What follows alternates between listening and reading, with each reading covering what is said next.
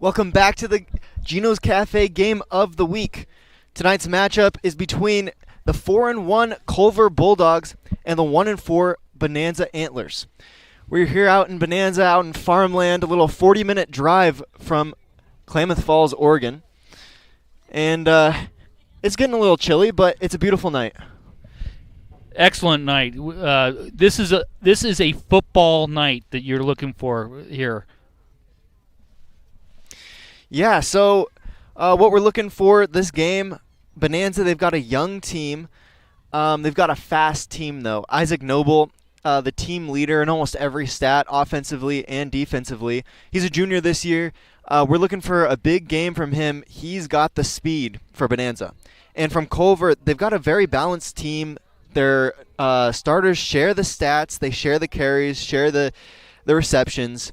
And so they've only lost... They lost their last game to Lost River, their first loss of the season. But Lost River is ranked number 1, and they have very good game control. Their defense held the number 1 team to 20 points, while their offense spent more time than Lost River's offense did on the field. Both teams in league are 0-1. That makes this game critical for both teams, and I'm expecting a really good contest tonight. All right, we'll be back with more in-game analysis here on News Talk, KAGO, and mybasin.com. Introducing Smith Bates Marcom Solutions, your trusted partner in marketing and communication. We specialize in crafting compelling campaigns, eye-catching graphics, and impactful branding materials. Smith Bates is like working with dependable friends. They always help us build our professional image. Through the innovative strategies that the team at Smith Bates suggested, we've been able to give the brand at Calor the boost that it desperately needed. Unlock your potential with Smith Bates Marcom Solutions. Hey, I'm Jason with Elevate Physical Therapy, Fitness, and Performance. Thanks for joining us. Elevate started in 2020 as a dream. I wanted to open up a clinic of my own, really had a heart and a passion to treat athletes of all ages, and got the opportunity to do it, and wow, this is what's happened. One of the best parts of this job is that we get to work with all the student athletes on field, at their contests, at their games, all around the county.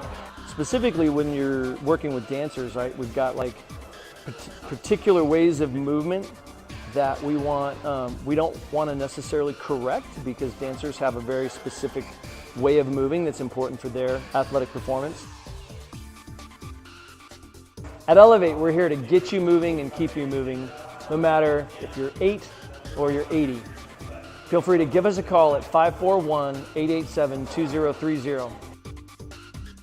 What are your goals? To get stronger, move better, feel healthier? Whatever you are aiming for, Harbor Isles is here to help you. They have brand new cardio and strength equipment. Harbor Isles offers indoor tennis courts, 4 indoor pickleball courts, energizing group classes, expert personal trainers, and a friendly, knowledgeable staff ready to guide you every step of the way. No matter what your goals are, Harbor Isles has everything you need to reach those goals. Stop by and see the difference for yourself. Harbor Isles, lose those reins and get your gains.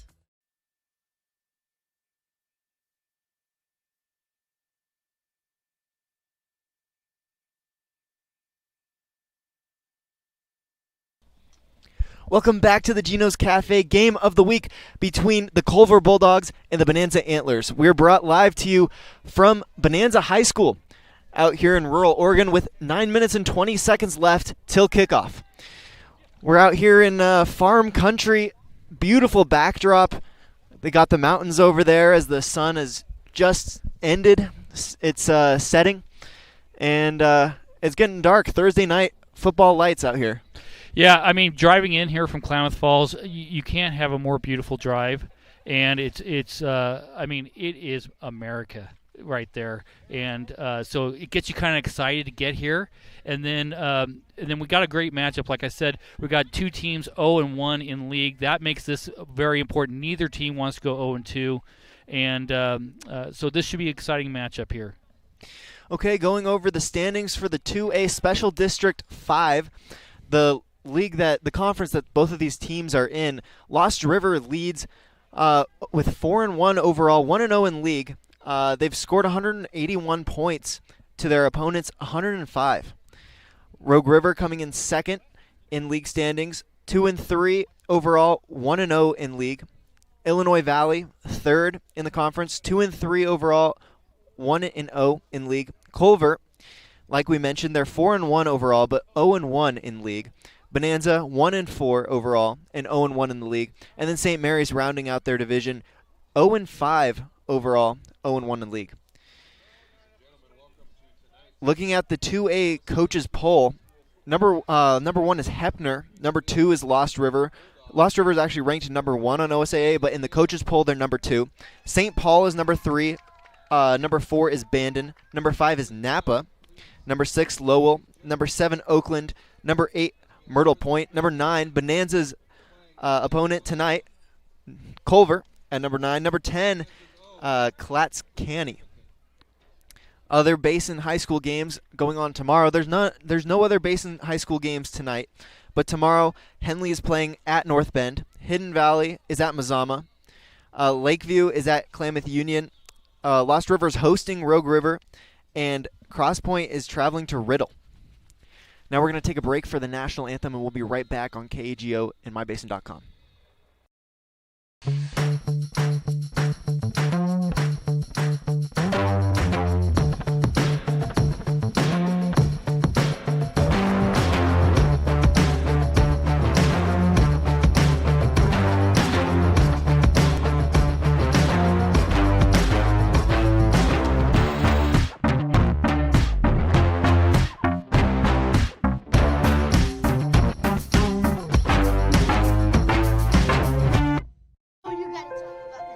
The innocence of youth. Is there anything any better? But soon they'll be in high school and facing all the same challenges you faced. How to make friends, how to fit in, how to be cool. We want our children to have everything they'll need to live fulfilling and productive lives. Make sure the kids in your family are among the more than 120,000 participants here in Oregon who take part in high school sports or activities. Pacific Power works day in and day out to power our communities because we know our neighbors rely on us. We're trimming and clearing branches around poles and lines, protecting our system, and giving you real-time updates when storms roll in. You can count on us in all seasons. 24/7, we're here for you. Powering your greatness. The cars we drive play an important part of our everyday. Whether we're going to work, dropping off the kids at school, or maybe even on that first date. Vehicles we drive play an important role in all of that. And that's why at Klamath Falls Subaru, we are so passionate about getting you the long-lasting vehicle that you will love. When you come to our store, you'll find that every department is dedicated to caring for our customers, which is why I can proudly send anyone here knowing that they will be treated like family. Stop by and say hi. When you come to Klamath Falls Subaru, you're coming home. Take your last break in about 2 or 3 minutes. Okay. Actually, about 2 minutes. You want to talk about Culver? Well, what I can do is I can sit there and I can.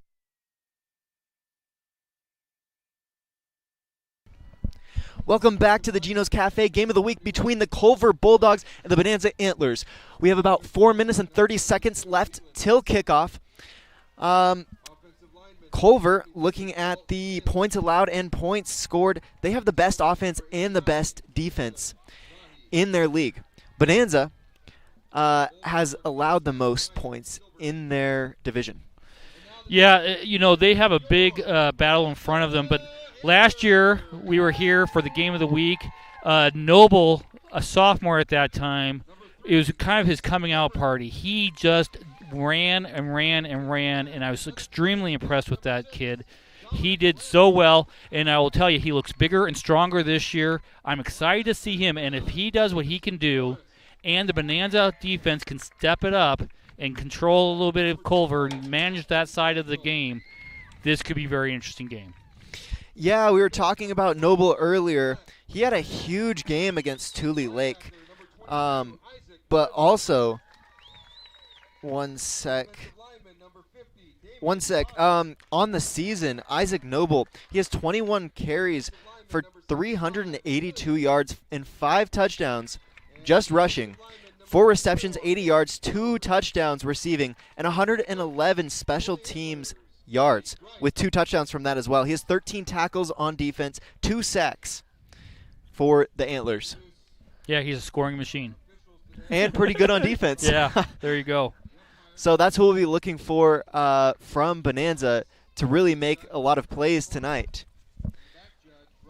We've got around 2 minutes and 58 seconds left until kickoff. So we'll be right back after another quick break for some first quarter action here on KAGO News Talk and MyBasin.com.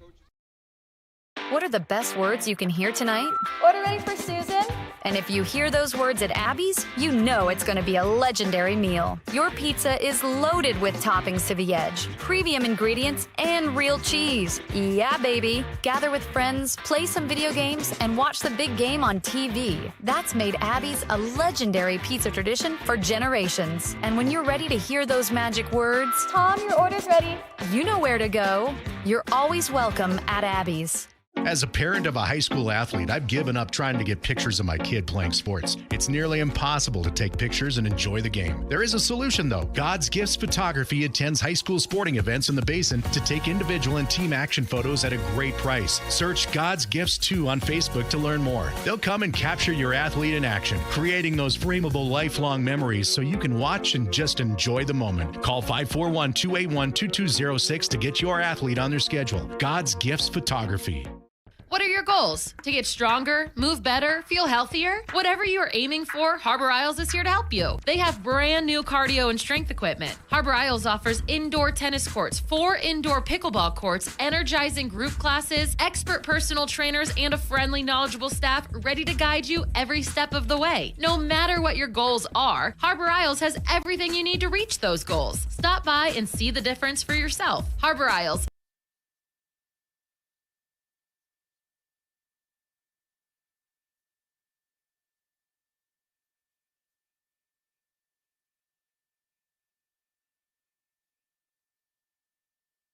Welcome back to the Gino's Cafe Game of the Week as Culver Bulldogs kick it off to the Bonanza Antlers.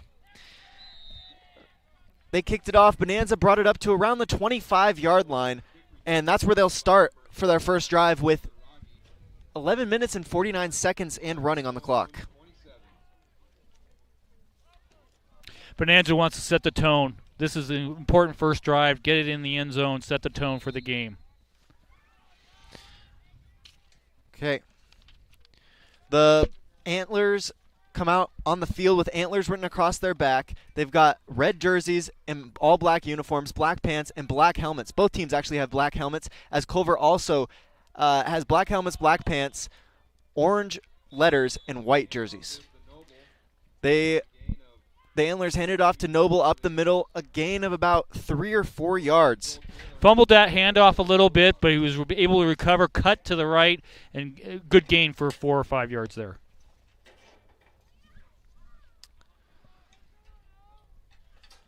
Okay, so the Antlers line up with one receiver out wide to the right. They've got a man in the backfield, and that's who they handed off to. Looks like number 15. Number 89, excuse me. Yeah, that was a little quick hitter. The fullback, little trap up there. Culver did a good job on their defensive line.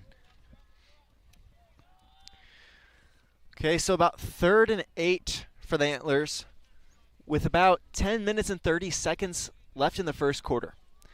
This is the first drive of the game. Both teams are at 0 on the scoreboard. This time, the Antlers line up with 2 receivers wide, one on either side. Whistle on the play. Got a timeout.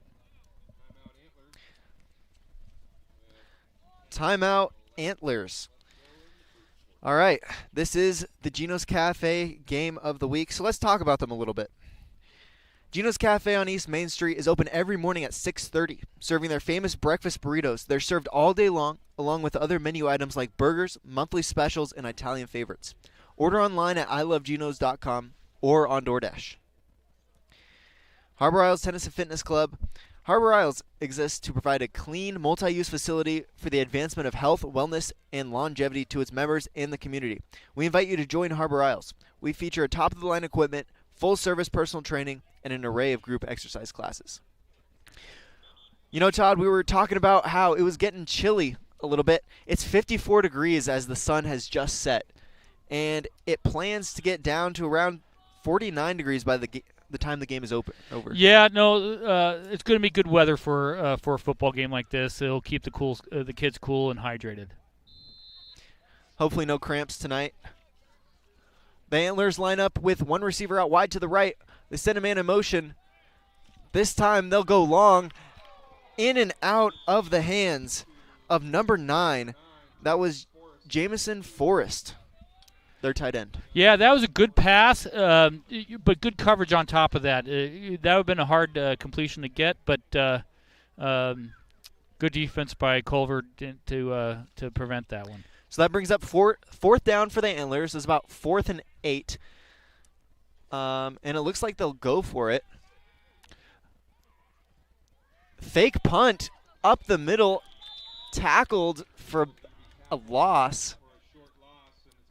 Yeah, turnover on the 30-yard line. Yeah. And that's where Culver will start, deep into Antler territory. Culver was ready for that. They didn't even have a guy back to receive that punt, so they read that right out of the gate, and they must have seen something on film that told them that Bonanza was going to try to do things like that tonight. Now it's time for Bonanza's defense to step up. You gamble on something like that, you got to step up on defense and hold them. Yeah, great field position to start for Culver as they start around the 30-yard line with 10 minutes left on the clock.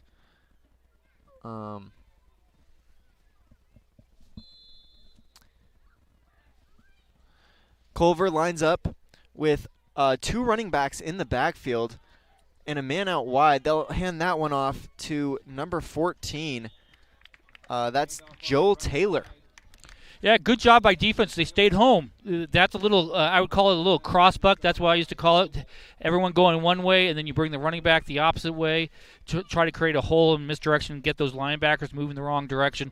And Bonanza read that very effectively and stopped them for no gain. So about 2nd and 9 for Culver. Deep in Bonanza territory, they've got great field position. Not able to make the first play of their drive work. They're still feeling it out. I assume they'll try to score on this drive. They have to. They've had a great field position to start. Excuse me. Middleton takes the snap, rolls out to the left, feels pressure, gets the first down and more. We got a flag on the field.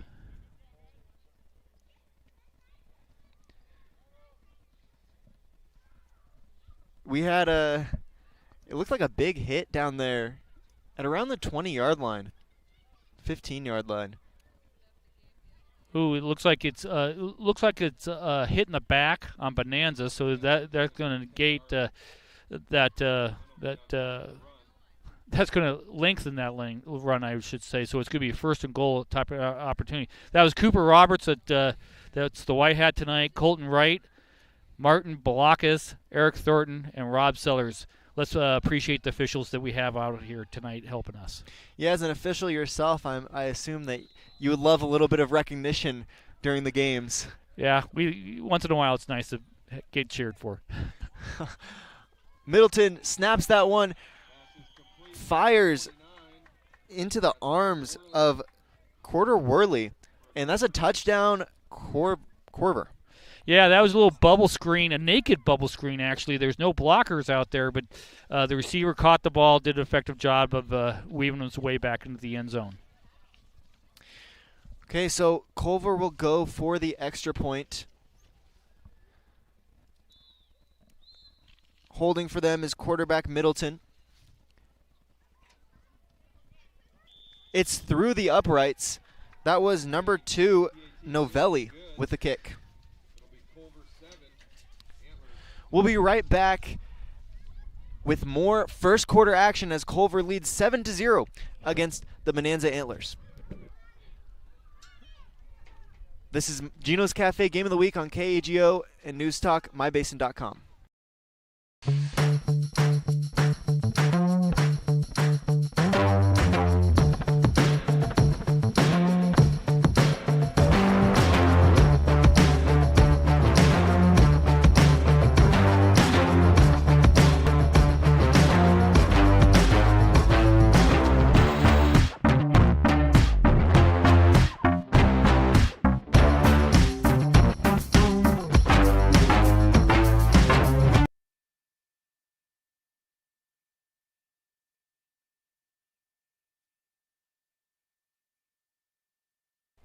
Welcome back to the Gino's Cafe Game of the Week.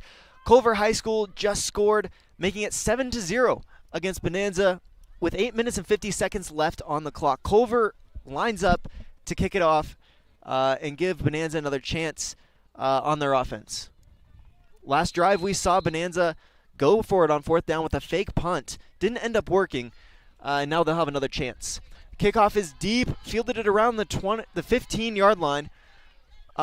Up to the 35-yard line. Yeah, nice return. Got us all the yards he could in that one. Good starting field position. Now, after you make a gamble on that fake punt, after your defense gives something up that, now you want to get into that rhythm and you want to get that drive to get a score here. It's important to answer tonight right after or something like that. Let's see if Bonanza can do it. Yeah, so Bonanza will line up with 3 receivers out wide this time. Their quarterback, Jesperson, alone in the backfield. He'll take that up the middle for about 9 yards, bringing up 2nd and 1 for the Antlers. Yeah, that actually was Noble that took a direct snap up there, and it was a great run by Noble. Once he can find those holes, and he finds those little gaps, and he scoots up there, and very good. Good job. So Noble will add to his tally, and 2nd and 1 for the Antlers. Not a bad way to start with 8 minutes and 18 seconds left in the first quarter. Noble will line up again in the backfield, and he'll take that one up around 3 yards, picking up the first down. First down, Antlers. Yeah, great run again to get the first down. He had about 1.5 yards, and then he kind of got the rest on his own. Good job. So a good first down to start the drive for the Antlers. They've got it at around the 46-yard line, 1st and 10. 7 minutes and 45 seconds and counting left in the first quarter. So the Antlers will line up with 1 man in the backfield, 1 man out wide. Jesperson takes that snap, hands that one off up the middle to the 49-yard line, a gain of about 1 yard. 2nd and 9 for the Antlers. Yeah, Bonanza's staying within the tackles tonight right now. You know, hitting, getting some good gaps in there once in a while and making some big gains. I'm excited to see when they hit it outside. See that speed coming into play. They're kind of setting Culver up on this one, and let's see. I hope it works. All right, so they've got 2 men out wide, 1 on either side. They've got Jesperson along with Noble in the backfield. Jesperson sets up to throw, plants his feet, throws into double coverage, almost caught. The intended receiver on the play was Lamboy. And that'll bring up 3rd and about 9 for the Antlers. Yeah, dangerous pass. Like you said, he went into double coverage, and he still almost came down with the ball. It was good athletic effort on that one to get it. But you're right, 3rd and long, and they've got to answer on this one. So the Antlers will line up with 3 out wide this time, 2 on the right, 1 on the left. Jesperson sends a man in motion. That's Lamboy in motion. Jesperson this time takes it up to about the line of scrimmage, maybe a loss of 1, bringing up 4th and 9 or 10 for the Antlers. Yeah, it looks like he slipped a little bit on that run, but I don't think he had a lot of room in there anyway. So, yeah, but it looks like they're going to go for it. No punting here. So the Antlers going for it again. They'll send out a man wide on either side. Jesperson with Noble in the backfield, and that's a hard count. They'll get Culver to jump on that, and that'll be a gain of, that'll be about 5 yards. Yeah, it looks like both sides of the line moved. It'll be interesting to see which way the officials take it. Looks like it's going to go against Bonanza. Take it backwards. So about 4th and 14 for the Antlers now. It'll be interesting to see if they send out their punt team or if they go for it. Looks like they'll go for it. No, I think they're set up. I think this is going to be a punt now. Oh, it is. And that one is tipped, fielded at around the 35-yard line, and going 45 to the steps at around the 50. He's tackled out of bounds, actually. That's number 8 for Culver. That was Noah Corey. And it was a rough tackle out of bounds. Hit a little bit of dirt, some track, and he's a little slow to get up. Yeah, there is a flag on the field, but I don't think it's for the hit out of bounds. I think it's something else that came.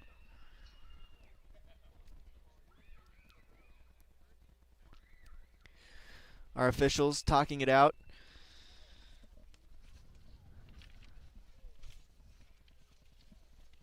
So the Antlers have gone for it twice on 4th down so far.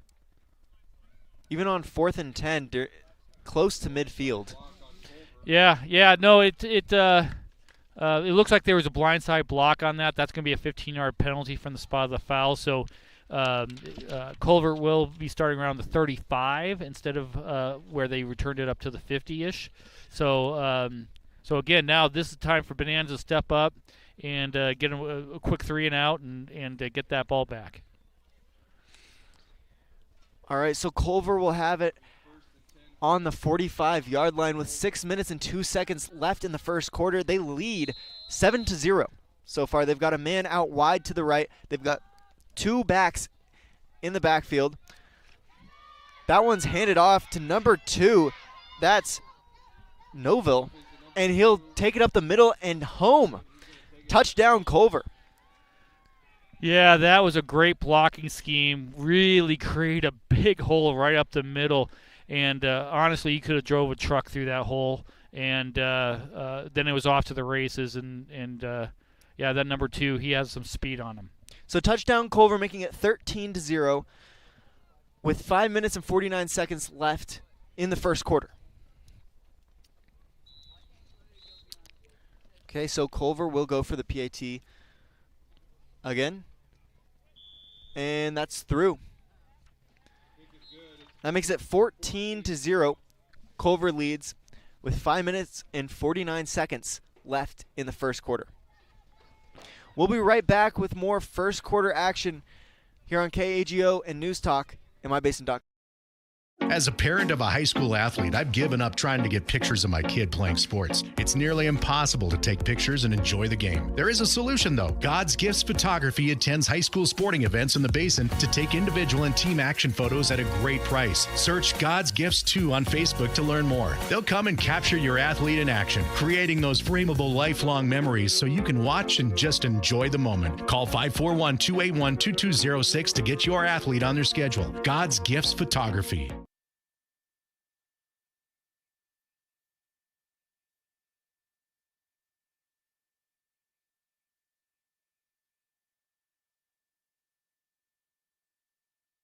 Welcome back to the Gino's Cafe Game of the Week. Culver just scored again, making it 14-0 against Bonanza High School. They're set to kick it off again. This time the kick is low. Line drive down to the 30-yard line. Excuse me, that's the 20. Brought up to around the 30-yard line this time. And that's where the Antlers will start this drive.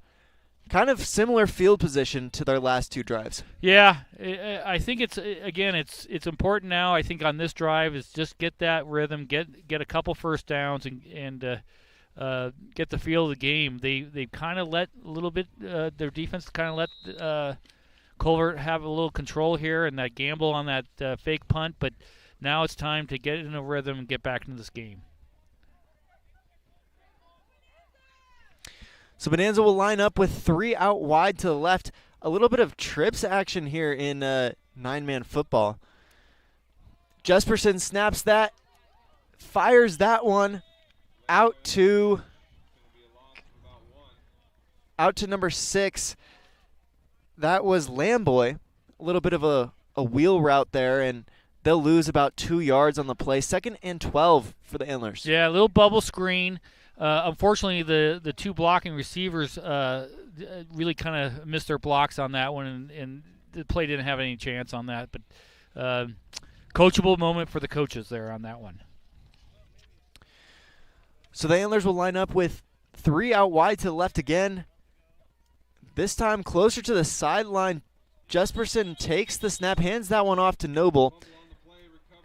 It was a fumble. Fumbles that one, and Culver will recover it. So Yeah, Culver will start with about 4 minutes and 59 seconds left in the first quarter, leading 14-0. They're deep into Antler territory at around the 20-yard line. Yeah, there was a little miss exchange on that handoff there, and Noble really didn't have a good strong hold on it when he got hit and lost the ball. Things could not be going better for Culver tonight as the temperature is dropping. Let's see. Middleton takes the snap, pitches that one out to Corey, takes it around the left side, and picks up about 9 yards on the play, almost a first down for Culver. Yeah, the Bonanza corner out there did push it back in, but they were already 5-6 yards down the field before that occurred, and so they got a good gain on that one. So first down, 9-yard play for Culver, deep into Antler territory, and they'll have about 4 minutes and 20 seconds left in the first quarter, leading 14-0. They'll line up in a bit of a bunch formation with one man out wide to the left. They'll snap that one. Double pitch, reverse, out to 29. That was Worley with the carry.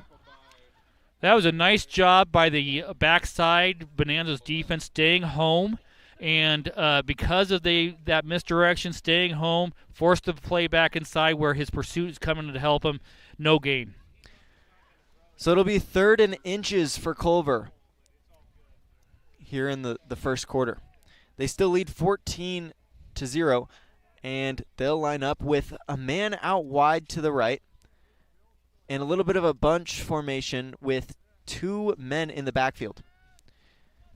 Jesperson takes the snap, hands that one off to Corey up the middle. No gain. They'll say he gained about a couple feet. Yeah, I think they just got their first down, but that was a really good job by the Bonanza defensive line, getting off, shedding their blocks, and making that tackle. It was only a gain of a yard and a half. Ended up being a first down, but again, that's a good tone to start setting here, is stopping these guys for short gains.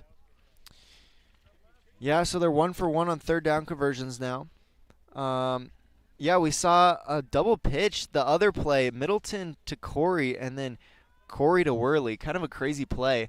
This time, Middleton rolls out to his left side and fires a pass down into the middle of the field. Incomplete. Yeah, Bonanza got lucky on that. That was the running back. It was a fake handoff to the running back, and he went through the hole, and then he did an out, and the linebacker didn't pick him up because they saw a pass. They started getting into the coverage. He was open. It's just a poor pass, and that's the reason for the incompletion. But again, 2nd and 10, and let's have Bonanza step up and hold him here and get a little small victory to get this game turned around.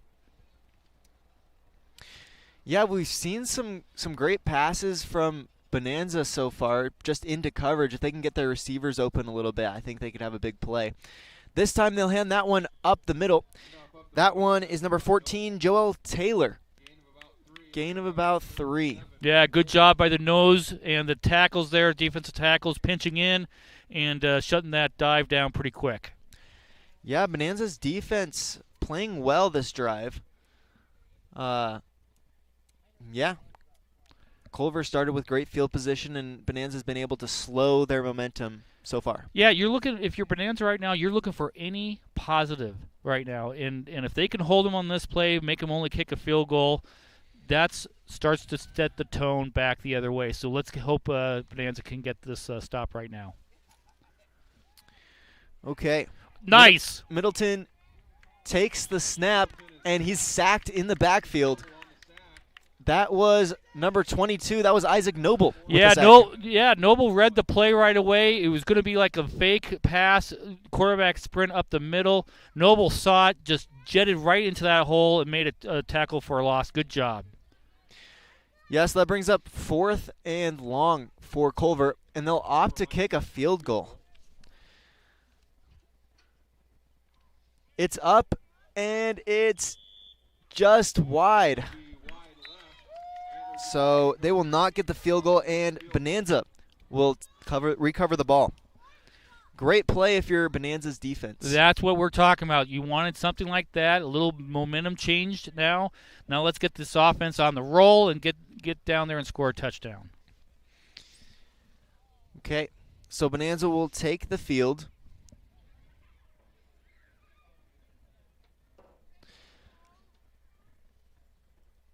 They will have a man out wide to the right. They've got Noble in the back. They'll send Worley in motion, and that's who they hand it off to. Flag on the play. He only gains about 1 yard, and there's a flag.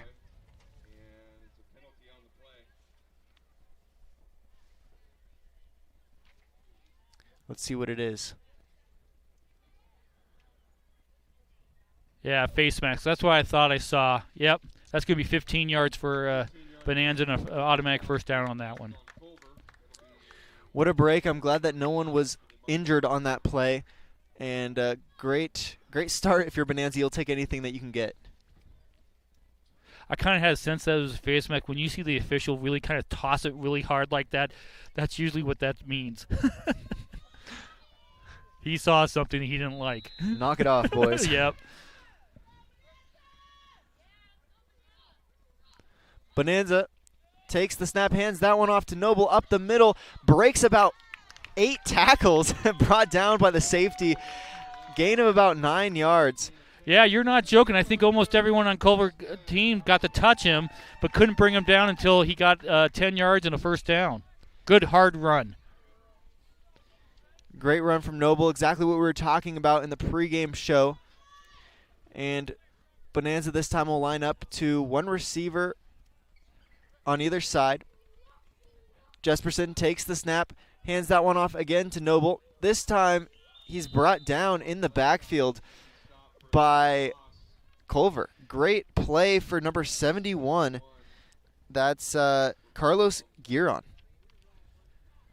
Yeah, Bonanza must have seen something on their tape. They're hitting in the middle. These quick hitters up the middle, and I think it's going to open something up on the outside here soon. But they're staying consistent with that run game up the middle, right in between those tackles.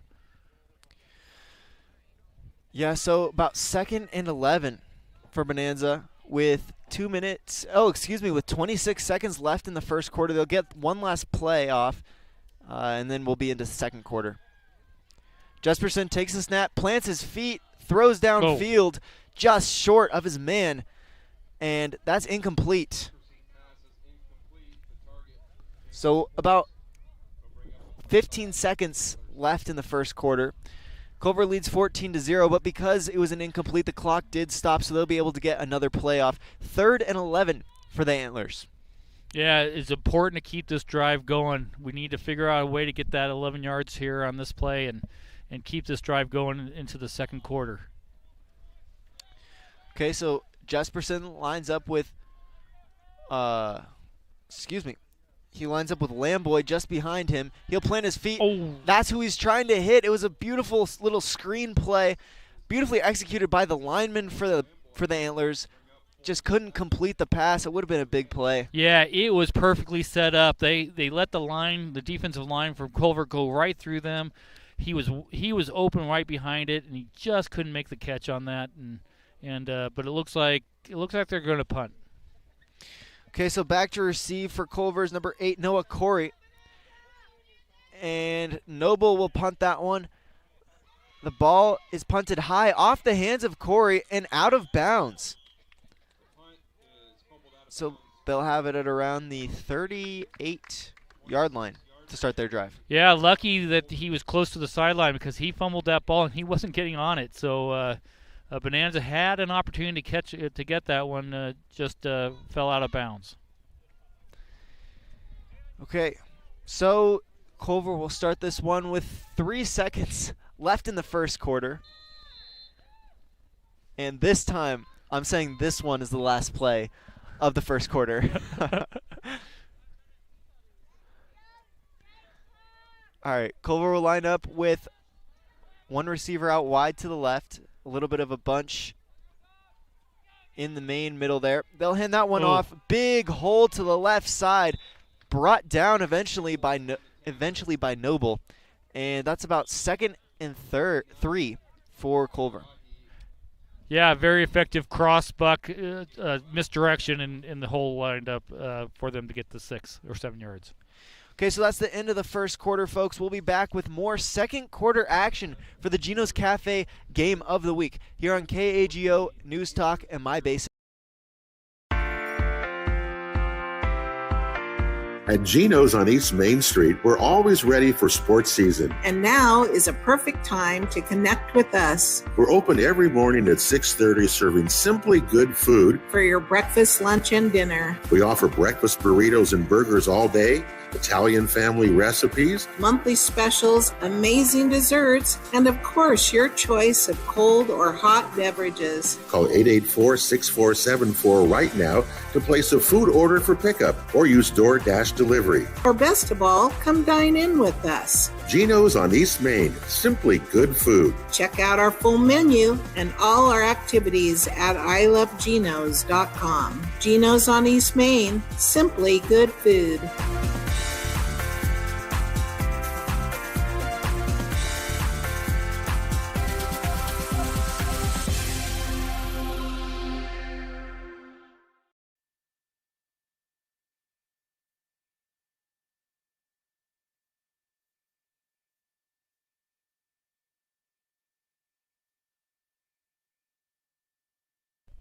Welcome back to the Gino's Cafe Game of the Week. We're about to start the second quarter. Immediately a flag on the play as Culver tries to take it up the left side.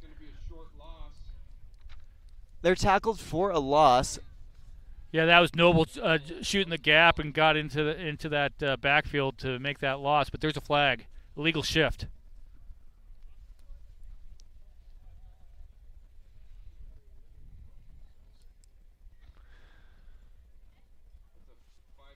So illegal shift, you said? Yeah, it was a legal shift. That means a guy was moving at the snap, basically in the backfield. So Culver just got a little antsy on that one, and Bonanza's going to benefit from it. So that's about a 5-yard penalty for Culver, and that'll bring up 2nd and 8. Here with 11 minutes and 47 seconds left in the second quarter.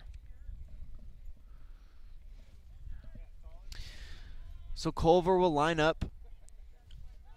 Snapped under center. Middleton feeling pressure. 2-3 men in the backfield. He evades them, brings it up the sideline, steps out of bounds at around the 25-yard line, 27-yard line. Yeah, great pressure up the middle. That caused him to roll out to his left, which he's a lefty, so he's going to his strong side, but he still couldn't find anyone down the field to pass it to, and just ran out of bounds for a small loss. So that counts as a sack. Oh, okay. Good to know. He had about 3 or 4 Antlers there in the backfield. Great job by Antlers defense to put pressure on Middleton and make him run out of bounds like that.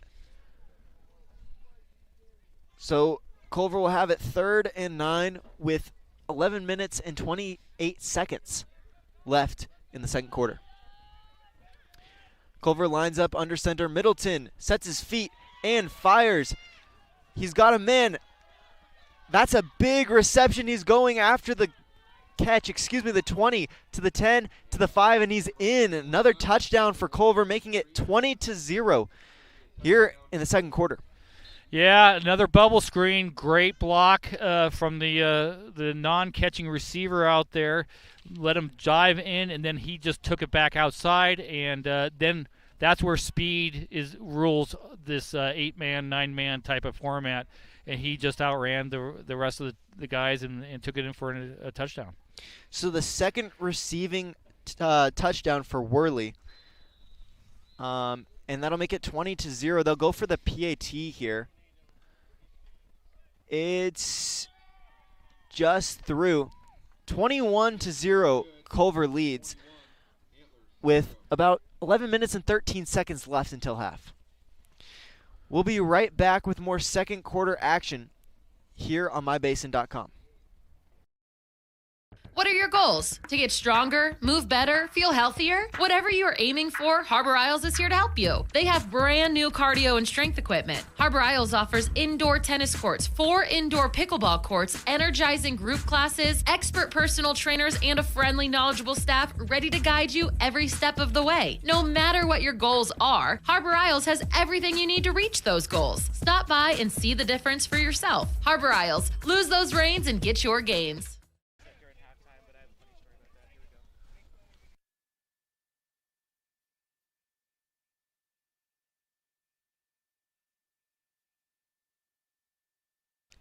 Welcome back to the Gino's Cafe game of the week. Culver High School just scored, making it 21-0, leading Bonanza High School here with 11 minutes and 13 seconds till half. Great drive from Culver. We saw a 50-yard reception from Worley just about to put them up 3 touchdowns. This one's kicked, line drive. This one's fielded and caught. Broken tackle up to the 45. That's Lamboy. Yeah, nice job. Took that bounce, and it came right into his hands. Full momentum going forward, and so that gave him an opportunity. Probably took it about 20, 25 yards, and great field position for Bonanza. Let's get something positive now. Let's go. Yeah, so they'll start it around the 46-yard line with 11 minutes and 7 seconds until half. Oh, big offsides from Culver there. Yep. Yeah, and that'll give him a 5-yard head start. Still first down, 1st and 5 with 11 minutes and 7 seconds you left. You always take the free yards and smile and just move forward. Another 5, another 5. Take the free yards. Yeah. That was good discipline by the our offensive line on that one. Good call by coach as well. Yeah. Got to get something going. Here we go. Noble lines up. Lines up in shotgun. He'll take the direct snap. He looks to throw it, and that one's short, just incomplete.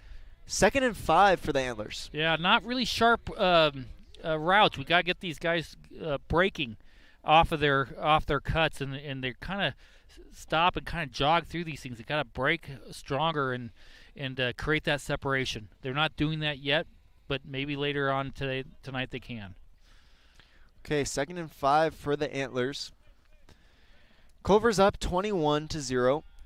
But they've got it around midfield. Great field position. This one's handed off and torn down. Flag on the play. That was Lamboy with the carry. A vicious tackle from Culver there. Yeah, he hesitated a little bit once he got that ball. Maybe he wasn't secure on the handoff, but it's open on the outside. He just needs to keep running through that. And a face mask from Culver there. That'll give him another 5 yards. That could be the reason why he hesitated. When a guy's pulling on your face mask, you tend to slow down. So I'll give him a little grace on that one. That's 2 face masks tonight, and it's not even halftime yet. Yeah, that's not good. And again, a free 15 yards. Just keep it going, keep it going. You're on their side on the field, and it looks like we're going to have a timeout for Culver now. Okay, Culver timeout. We would like to talk about some of our great sponsors. Howard Meat Center. Welcome to Howard's Meat Center, where tradition meets innovation with every cut and every bite of Smokin' H barbecue. As you step through our doors, you're not just entering a meat center. You're stepping back to a time when the quality of the meat and the depth of the customer service were everything. Check out Howard's Meat Center next to Les Schwab Tires on South 6th Street. Have you had their tri-tip? Yeah, with I have. pop sauce? I haven't had pop sauce. Oh my gosh, you are missing out. You gotta get with the pop sauce. With the pop sauce. Oh yeah, secret recipe. It is the greatest tri-tip you will ever have. If you're listening from outside the Bonanza, Klamath Falls area, order Pop's sauce on Amazon. It's worth it. Okay, is it just like a sweet and tangy barbecue sauce? Or? I don't know what it is, man. It's just good in my stomach. That's what I know. You should do food reviews on the side, Todd. I may do that. Get the pop sauce. That's all I can say. Get the pop sauce. All right. So the Antlers will line up with one receiver out wide to the left, 2 men in the backfield as backs. This time Jefferson takes the snap, hands that one off to Noble, brings it up about 5 yards, and is brought down, making it 2nd and 5 for the Antlers. Great job reading the hole on that one. He was kind of come to the right. All of a sudden it opened up a little bit on the left side. He made a hard cut and got it up the middle and got a good gain 5. So good vision there. That's great vision by the running back Noble there. Okay, 2nd and 5. They'll line up in the same formation as last time. Just to the other side, that's number 3, Trace Hammock. And they'll take the snap. Noble tries to run up the middle, and they're tackled for a little bit of a loss. Yeah, so on that play, what the Culver defensive is doing is they're pinching. They're kind of cheating up to the inside because Bonanza continues to run up the middle. That's going to open up that outside, and it's there for the taking. We'll see if Bonanza gets there, but they're starting to pinch, and that's what's when they're pinched like that, the outside opens up. So they're kind of lulling Culver's defense to sleep. Well, hopefully. Okay. Jesperson takes the snap under center, hands that one off to Lamboy. He's brought down at around the 37-yard line. Yeah, loss of 5. That was going to be a play to the outside, but it's too close to the line. I'd like to do a pitch or, give Noble some room and just let him run and let his speed do the talking. Okay, so 4th and 10 for the Antlers. They're no stranger to going for it on 4th down. And that's exactly what they'll do.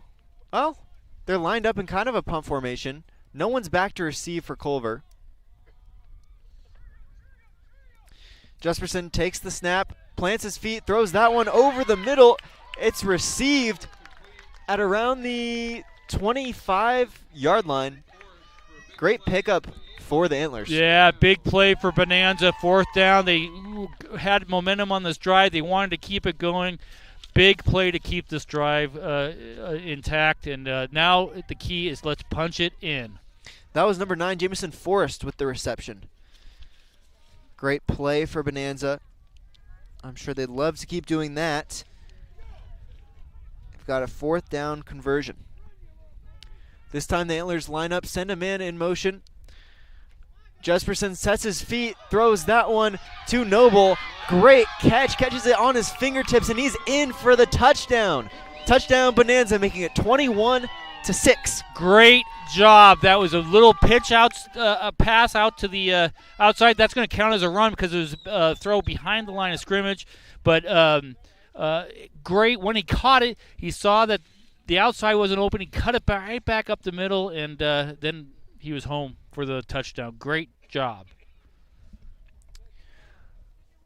Okay, they're out there discussing things. I think they're going to go for 2 on this one. Going to go for 2. They're an aggressive offense, and I kind of like that. Yeah, most definitely. Okay, so they will line up for 2. Looks like Jesperson is about to take a direct snap here. They'll send Lamboy in motion to block for him. They'll try to punch it in. Yep. Did they get it? Yes, they did.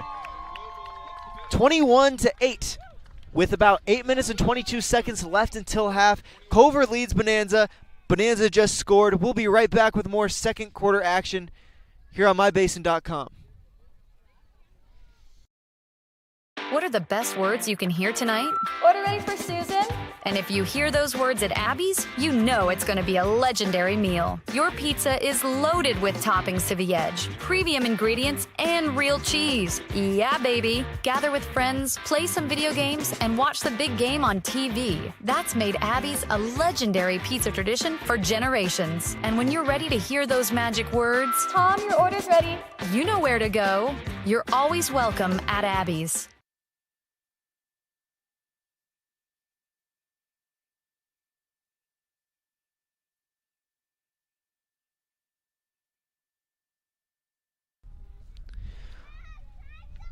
Welcome back to the Gino's Cafe Game of the Week. Bonanza High School just scored, making it 21-8. A great drive. They converted on 4th down and then punched it in with Noble with a little bit of a broken tackle and into the end zone. Yeah, nice, great job. And now the defense has to step up, keep them in this game. Okay, Noble sets up to kick off here.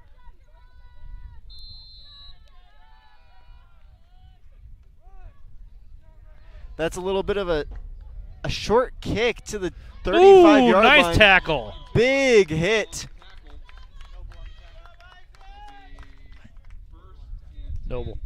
Noble made that tackle. He just saw that. He dove for those feet and just got a shoestring tackle on that one. But that was a great play, individual effort on that to make a tackle. Good job. Yeah, he hit the ground kind of hard on that one. Yeah, he did. He did. All right, 21-8. Culver leads with about 8 minutes and 18 seconds left in the half. They will line up with one man out wide to the right. Everyone else kind of in the middle there. They'll hand that one off, and it's up to around the 37-yard line. A game of about 4 or 5 on the play. Yeah, that's a little misdirection. They're basically taking the tight end. They're moving everything to the right. They bring the tight end back to the left, and there's a hole right up where the tackle guard area is on the left side. Good gain for about 5. Okay, the clock is running down at 7 minutes and 45 seconds left. The Bulldogs line up with 2 men in the backfield. They'll hand it off. Angry run up is number 9. That's Noble and Hamrick on the tackle. Or Orozco, excuse me. Yeah, no, it was a good run. He just kind of hid behind his main blocker there and jigged and jagged and got 4.5. They're real close to a first down. Okay, so 3rd and inches here for the Bulldogs. Oh, in fact, they did give him the first. Okay. They got the first there. They'll line up in the same formation as last time. They've got 2 backs in the backfield, and then they've got one receiver out wide. They'll hand that one again to the same guy, number 8, Noah Corey. Yeah, he's not really running aggressively. He's just kind of jigging and jagging through the little gaps that are there and making nice pickup gains. Yeah, he's breaking a lot of arm tackles, yeah. but that's due to his footwork and his ability to stay low. Yeah, that's very effective. Okay, so the Bulldogs will line up with one man out wide to the left side, 2 men in the backfield. Middleton lines up under center. They'll send a man in motion, and that's who they hand it off to. That is Worley. He'll take it up the right side. There's blocking. He's got a hole.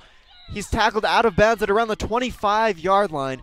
Big pickup for the Bulldogs, and they're deep into Antler territory. Yeah, that was the old, I call it a student body right. It's everyone go right and just block whoever is in front of you. And it was the receiver from the left side. He got the ball, and just there was a wall of white helping him. Yeah, I love to see that blocking scheme in the NFL, especially. They pull a tackle. Yeah. That's the most fun thing to see right there. Yeah. Very effective. All right, so we've got the Bulldogs line up with one receiver out wide to the right. They will hand that one off to number 5. Double. That was Dixon with the carry. Yeah, nice solid hit there. Caused the ball to be dislodged and fumbled out of bounds, but still a very effective play. That was kind of a misdirection to the right side. They're picking on the right side now. If you're noticing that, there's Culver's seeing something on that right side, the left side of Bonanza's defense. They're continuing to hit. Short side this time, so they may come back left, but they've been really hitting that right side. So Culver lines up with a receiver out wide to the left. That's Worley. They'll hand that one off to number 2. That's Novelli. Brings it up the right side.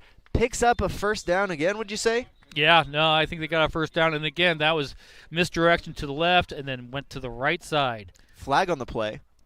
Let's see what the officials have to say. Again, we love our officials. Yes, we do. Hug an official. Buy them food. Yeah. Uh-oh. Face mask. The third face mask of the first half. Yeah, that's unusual. The first two were on Culver. This one is called against Bonanza. Yeah, that's going to be another 15, and they're going to have first and goal, basically. Yeah, so about 9 yards. Yeah, timeout. Okay. Timeout, Bonanza.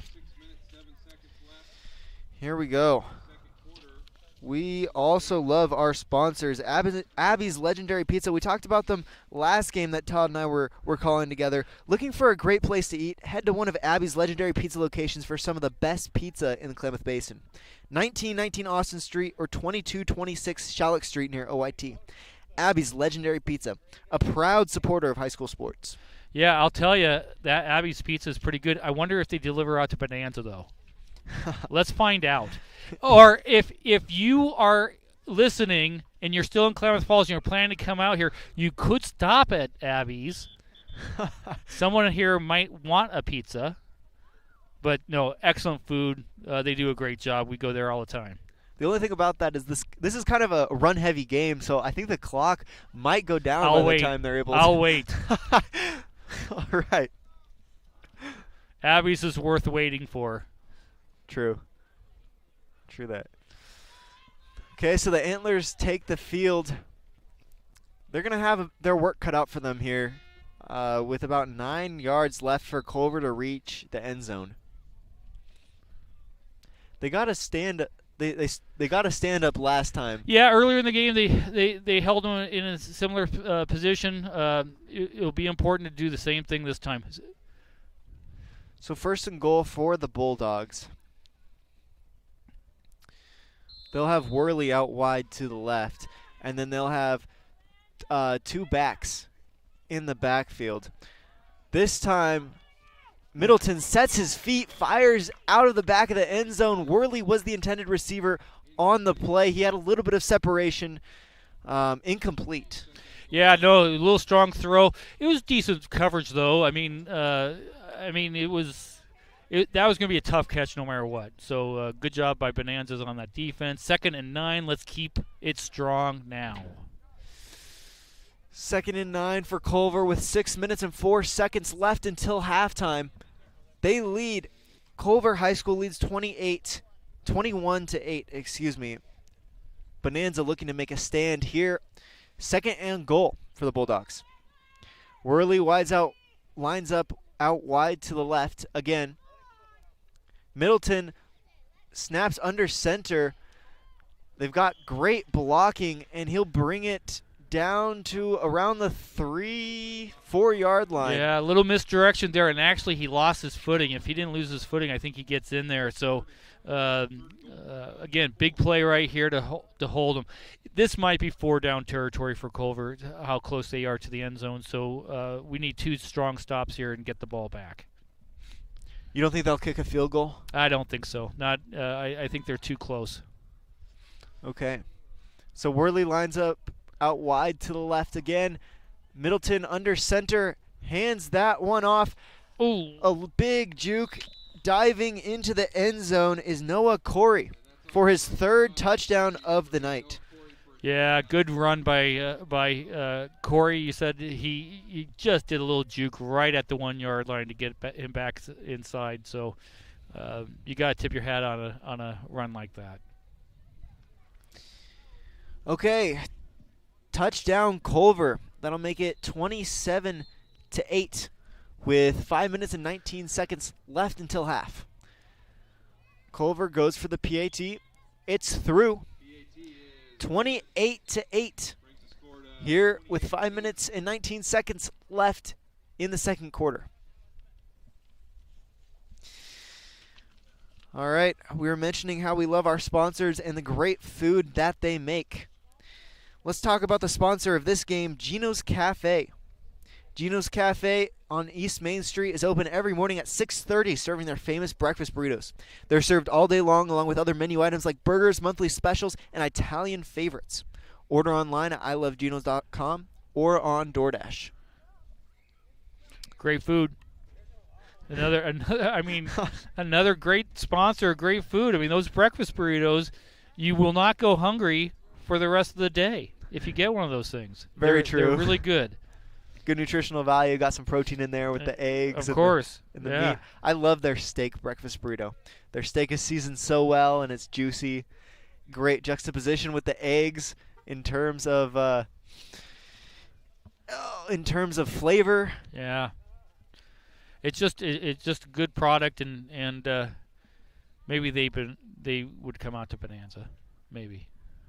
Maybe they'll get a food truck out here, a little sublet. Yeah, that'd be a good idea. Just for us, just for our Bonanza games. Yeah, that's right. All right, Culver will kick off. This one's high line drive, kicked hard, fielded, and pitched back. A little run and ladder, would you say? I don't know. Yeah, I don't know. That was kind of interesting because the ladder, it came up the middle. Everything was coming up the middle. Usually when you do a pitch like that, you have the guy coming from the outside, the opposite direction. But hey, you're going to try tricky things to get some momentum going. Yeah. They scored the last time. Let's do that again this time before half. That would be a positive way to go into the halftime. So Bonanza lines up at around the 30-yard line. Jesperson takes the snap, plants his feet, throws that one. It's caught by Noble down to the 41-yard line. They got the first down. Yep. Great play for the Antlers. 5 minutes and 1 second left until halftime. You know what I liked about that play is that Noble used his hands to catch the ball. Too often the younger players, they try to use their arms to catch something like that. He used his hands, and that's why you can catch those type of plays, those balls. Good job. Especially impressive because of how cold it's getting. Yeah, exactly. I'm barely able to write over here. Yeah. Jesperson takes the snap, plants his feet, throws back. There he is again. Again, Noble. He had separation this time. He's gone. There's no one that can catch him. Touchdown, Antlers. Wow, that was a big play to answer that score. Grandma, buy that kid a Coke. He deserves it. All right, 28-14. Culver leads. Bonanza just scored. They have to go for the 2-point conversion here. I think so. I don't think they really have a field goal kicker, but that was a very effective job getting Noble out in open space. And you could see, by the way, his running his routes, he's being very sharp. He's creating that separation that you said. And when you get separation, it's easier to catch the ball, and it's easier to make a move after you catch that ball. And that's why that was successful. Offensive pass interference? Yeah. Oh, no. Everyone in the crowd collectively just did the same thing I did. Oh, that was such a beautiful play, and to see that get called back. I'm sure it's the right call. Cooper is a great ref. Well, I'm not sure Cooper made the call. I think he just had the honor of letting everyone know about the call. That's the benefit of being the white hat, I guess. You get the victories and the defeats. Yeah, I guess so. But very effective play. I didn't see the pass interference. I'm not saying it didn't happen, but again, take that momentum and keep going. Keep going. As fans, we always have to remember the referee usually has a better angle of the play. Of course they do. Of course they do. We do.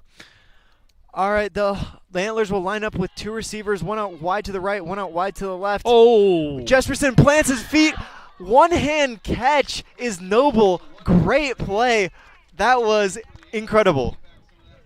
And I think the defensive player got a little away with a little push on that one. Yeah, he had a little push in the back, and Noble, being the athlete he is, still was able to get up there, one-handed that ball, got 15 plus 5. I mean, he got 20 of the 25 yards you needed. So great catch. Yeah, that's got to be great motivation for the Antlers. Yeah, getting most of their penalty yardage back, making it 2nd and 5, very manageable here with 3 minutes and 42 seconds left on the clock. Jesperson takes the snap, hands that one off to Lamboy. This time he's tackled for a loss, bringing up 3rd and about 9. Yeah, that was a little tough there on that one, but yeah, that Culver defensive line is making some good penetration there. Boy, they've got some big boys. They do. 285 pounds, 240 pounds, 195 pounds. They've got some pretty athletic kids up there. Yeah, most definitely. Most definitely. Okay, so 3 minutes and counting left until half. The Antlers will try to score 3rd and 8 here at around midfield. Couldn't get lined up right and force them to use is that their second timeout or third timeout? Yeah, I think that's their second timeout of the half. Our second timeout. Do we love our sponsors? Yes, we do. The Pacific Power, they sponsor our play of the game. The mission of Pacific Power Foundation is to support the growth and vitality of local communities through charitable investments. Over the past 5 years, the foundation has awarded over $13 million to nonprofit organizations. Great philanthropic company there. Yeah, you can't eat power, though. Coldwell Banker, Holman, and Premier Realty. Little things can add up to big bills when buying, selling, and owning a home. Caldwell Banker, Holman, Premier Realty's exclusive Beyond the Sales guarantees protects buyers, sellers, and homeowners from unexpected repair bills. To learn more, call Caldwell Banker, Holman, and Premier Realty today. Yeah, Randy Shaw does a great job with that company, and he's such a community leader too. Does a lot of things for the community. So, reach out to Caldwell Banker if you get an opportunity.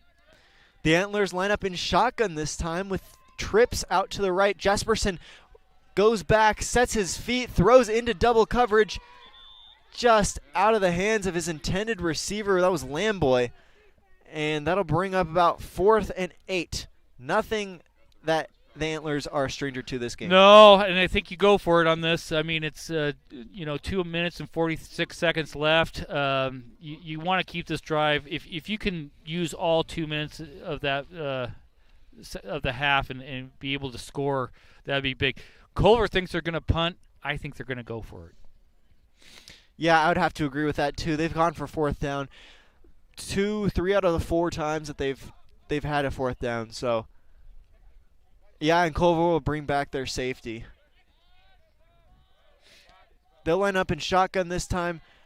Jesperson plants his feet, throws a looping pass. That's Noble. Wow! Intercepts it. Well, that was an interception, and Noble took the ball away from him. Yeah. And that's a big play. Good job. I was going to say, it looked like an interception because that pass looked like it landed right in Worley's arms there on Culver, and Noble was just able to rip that away from him. Yeah, that's dedication, and that's just the will to keep this drive going, and great play. That was just a great play. Great competitive instinct as well. Yes. Yep. So the Antlers will line up in shotgun again. They'll send a man in motion. Jesperson sets his feet to throw, and he's swallowed up in the backfield. That's a big sack for Culver's D-line, making it 2nd and about 16. Yeah, his first initial read of the receiver was covered, and he couldn't find his secondary outlet, and then the defensive line just gobbled him up. Well, I noticed a change, a little tweak from the Antlers. They were lining up under center a lot earlier, and now they're almost exclusively lining up in shotgun. Yeah. They're passing a lot more, too. They are. Jesperson takes the snap. Little screen play. Oh, just like last time. Off the hands of Lamboy. 3rd and 17. Yeah, it's there. there is one guy sticking back for that play, but if he can catch it and just break that tackle, that initial tackle, he's going to go all the way. It's just right there. It's well, they have them biting on it. yeah, most definitely they do. Most definitely they do. Yeah, and at this level, the other teams that I've seen run this play seem to have a lot of success from this play. So yeah, if the Antlers can execute it. Yeah, that center screen can be very effective. Jesperson takes the snap. They've got 3 receivers downfield looking for the pass. Underthrow, Noble diving back for it. That'll bring up 4th and 17 for the Antlers. Yeah, just a little underthrew that one, and Noble was open, but it looks like they're going to punt this one now. Yeah, the Antlers lining up to punt. We already saw a fake punt from them already, though. Yeah. So be aware. And they will punt it. That ball is kicked with a spiral. A great punt, and it rolls out of bounds at around the 20-yard line. Great punt from Isaac Noble, and that'll set Culver up with some tough field position to start their drive. 1:45 left in the first half. Culver leads 28-8 here in the second quarter. Yeah, it's important for the defense to hold these guys here and get in at halftime without any more damage, and then regroup and find, they've had some success with that pass game, and, try to figure out ways to utilize that in the second half. Yeah, so Culver will start at the 20-yard line. They've got only 1:45 seconds left to do it. They still line up under center, however, and Wilkinson will hand that one off to number 5. That's Max Dixon out the right side up the sideline, tackled out of bounds at around the 41-yard line. And Culver will make up for that field position on the first play. Culver's fast too. I mean, they're getting outside around the end, and they're showing some speed out there. I think Noble's probably the fastest guy on this field, but right now there's a bunch of fast guys on that Culver side that so that end is being effective for him. Yeah, Dixon with a great run. Culver lines up under center again, handed off, going up the middle, jukes about 3 guys before he's finally brought down in the middle, gain of about 5 yards. Yeah, they've been running that misdirection all night, kind of a form of a cross buck.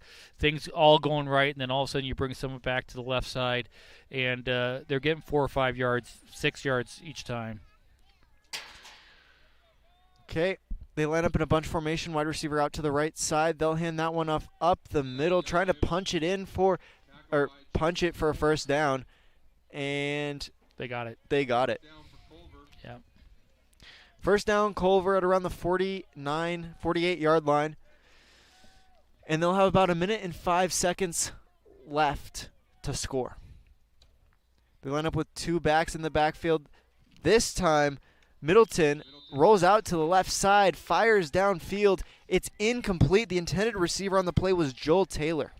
Yeah, the quarterback there, he has time. He needs to set his feet before he throws that. That's why he's kind of throwing on the run. Everything's low, and that's why they're not catching it. It's open. He's just not making an effective throw. Especially at this level, throwing on the run is extremely difficult. The kid's got a good arm. It's just his feet are not really matching his arm, and that's why he's short throwing them. Yeah, his throwing motion looks good too. Yeah. So Culver will line up this time. Middleton sets his feet to throw, overthrown just a little bit. Third and 10 for Culver with 56 seconds left in the second quarter. So just under a minute until halftime. Yep. Again, this is going to be a big down to hold them on, and if they can do that, and get out of this half with the score as it is, and regroup, come back out in the second half and try to get this game back to your favor. Hopefully get it to Noble a little bit more. Yeah. He's done a very effective job tonight already. Culver lines up, 2 backs in the backfield. Middleton sets his feet to throw, and he'll hit Taylor on the right sideline. 4th and about 4. Yeah, do you see that time? He set his feet, made a good pass, and that's why that one was completed. Timeout for Culver, though. I think they're going for it. Yeah, I would have to assume so, too. 44 seconds left in the second quarter. And I assume they do receive it in the second Culver half gets because it they in the kicked off. second half. Yeah, you're right. So, yeah, might as well, right? Yeah, that's exactly right. Pacific Crest Federal Union. Picking the right path can make the journey easier, the distance shorter, and assure you end up at the right place. Whether you're dreaming of owning a home or just want a great checking account, Pacific Crest Federal Union can help you reach your goals. Through the Subaru Love Promise and the Subaru Share the Love events, Klamath Falls Subaru has donated thousands of dollars to dozens of hometown charities. Comfortable, not corporate. Klamath Falls Subaru. Stop by and say hi. Okay, both teams retaking the field. They'll have 43 seconds to play before half. Culver for 4th and 4. This time they've got a back to either side of Oh my. Okay, so Middleton sets his feet, fires down to 29, Carter Worley, and they'll pick up the first down. Yeah, I thought the right side of that Culvert line left a little early on that one, but the officials didn't catch it, and first down. Culver lines up under center. This time Middleton rolls out to his left side off the hands of his receiver. That was Taylor. 2nd and 10. Yeah, now that was a good throw, and he was on the move. His receiver just didn't catch the ball on that one. But every time they've rolled out, they haven't had success really on it. When he sits back in the pocket and sets his feet, that's when he's had some good success. Okay, so 34 seconds left until half. Culver has the ball just over midfield at around the 40-yard line into Antler territory. They lead 28-8. So Culver, the Bulldogs, will line up under center this time. Again, Middleton hands this one off. Big play up the right sideline, tackled out of bounds eventually. That was number 5, Dixon, with the carry. Yeah, so what the play is, and they've been very effective on that, what the play is basically they're taking their tight end, and it's like a pulling guard. He steps back and pulls, but the receiver or the quarterback just gives him the ball, and then there's a wide open hole there. They've had very good success on that play, and I'm not surprised they ran it this past time to get a big gain. Yeah, Max Dixon, he impresses me with his speed. He's only a sophomore, but he's 6 foot and 190 pounds. Yeah, he's a big boy. Culver sends a man in motion. They'll hand that one off to Novelli. He goes up the right side, picks up about 6 yards. 21 seconds left in the second quarter.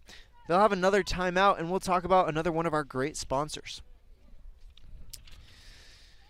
God's Gifts Photography.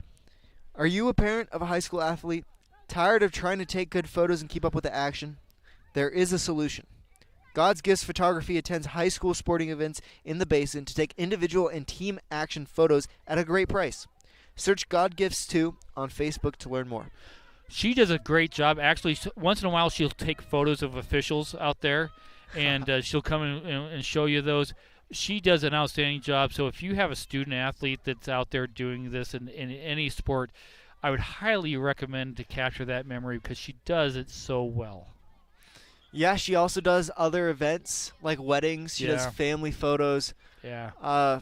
Yeah, our family gets our family photos done by her. She's a great photographer. Yep.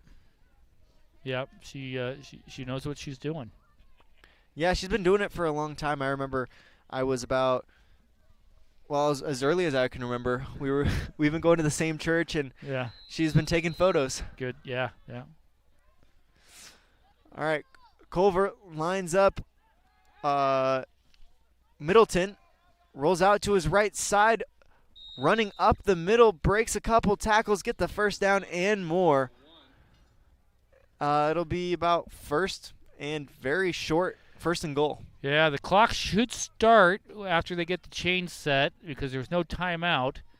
And there's 13.9 seconds left. We'll see if it does, unless he got out of bounds. He must have gotten out of bounds.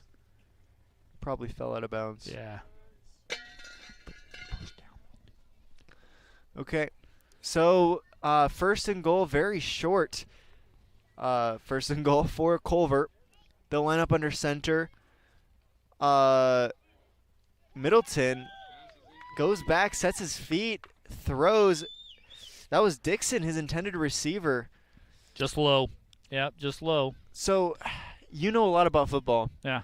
For me, I would go with a little bit of a tush push there in that situation. Yeah, no, I think Culver is at the point right now. They're trying to develop some other stuff right now. So that's why they're throwing the ball. I think if they wanted to, they could just bring it up the middle and score on them, how close they are. But, they have a very effective offensive line. They have been creating big holes all game. So I think you're about to see that happen here. Well, they're not in the Super Bowl against the Patriots. Yeah. They'll hand that one off up the middle. Touchdown, Culver, making it 34-8. Here with about 6 seconds left until the half. Yeah. Yeah, no, again, like I said, their offensive line is very impressive. I understand why they're ranked where they're at right now. They are they're doing a pretty good job controlling that defensive line. So Novelli will kick the PAT, and it's through the uprights. 35-8. Culver leads Bonanza with 7 seconds left in the second quarter. All right. Howard's Meat Center, like we were talking about, Pop Sauce. Pop Sauce. Welcome to Howard's Meat Center, where tradition meets innovation with every cut and every bite of Smokin' H barbecue. As you step through our doors, you're not just entering a meat center. You're stepping back to a time when the quality of the meat and the depth of the customer service were everything. Check out Howard's Meat Center next to Les Schwab Tires on South 6th. Yeah, they don't just do pop sauce on the tri-tip. They do it on their chicken, too. That's outstanding, too. That's a great chicken.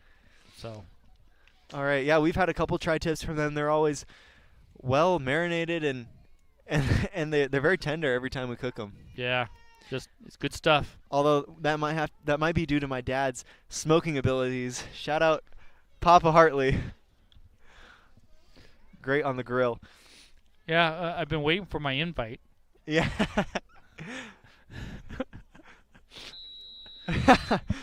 All right. Culver lines up to kick this one off.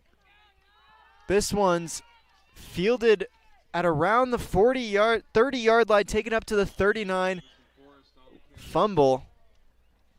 And they'll start around the 39-yard line with a second left. Literally a second. Yeah, this is put it up there and see what you can do to get a touchdown right before the half. Last play of the half here. You got to think it's a passing play to Noble. Oh, yeah, that or a draw. You could do a draw and see if you can get someone to break one big, but I'd be shocked if Culver doesn't put. Well, they're stacking up close. That I would keep people back, but more power to them. All right. Here we go.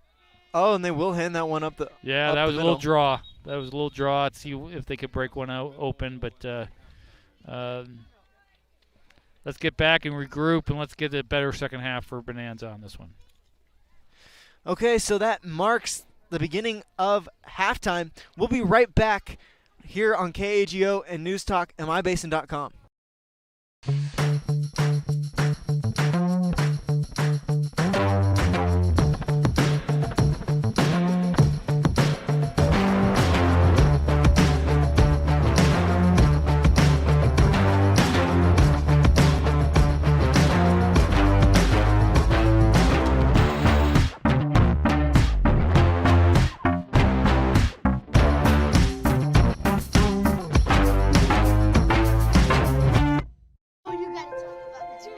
the innocence of youth.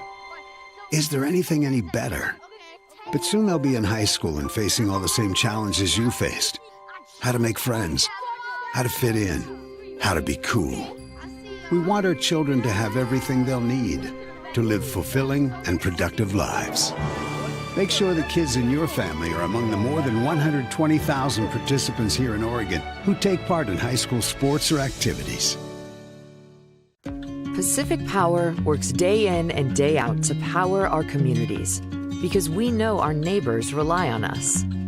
We're trimming and clearing branches around poles and lines, protecting our system, and giving you real-time updates when storms roll in.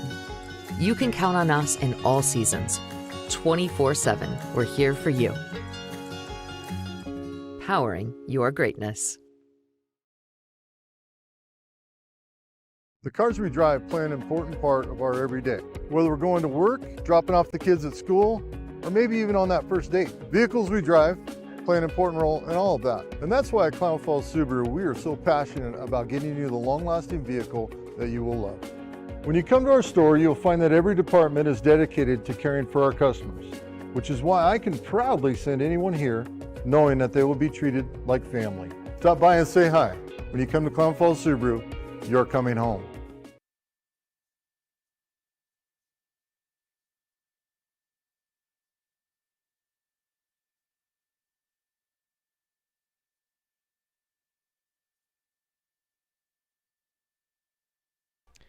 Welcome back to the Gino's Cafe Game of the Week. We are here now for the Harbor Isles Tennis and Fitness Club halftime show. Harbor Isles exists to provide a clean, multi-use facility for the advancement of health, wellness, and longevity to its members and the community. We invite you to join Harbor Isles. We feature top-of-the-line equipment, full-service personal training, and an array of group exercise classes. So coming into the half, Culver leads 35-8. With 12 minutes, it's been about three minutes in the first in the halftime. Excuse me. So what we saw from Culver was a great balanced attack. Worley with a reception to start it early for Culver, then Novelli a 50-yard carry, then Worley again with the second touchdown of the night. He had a reception about 30 yards for the Bulldogs, and then Corey had a 3-yard rush to punch it in, making it the score 35.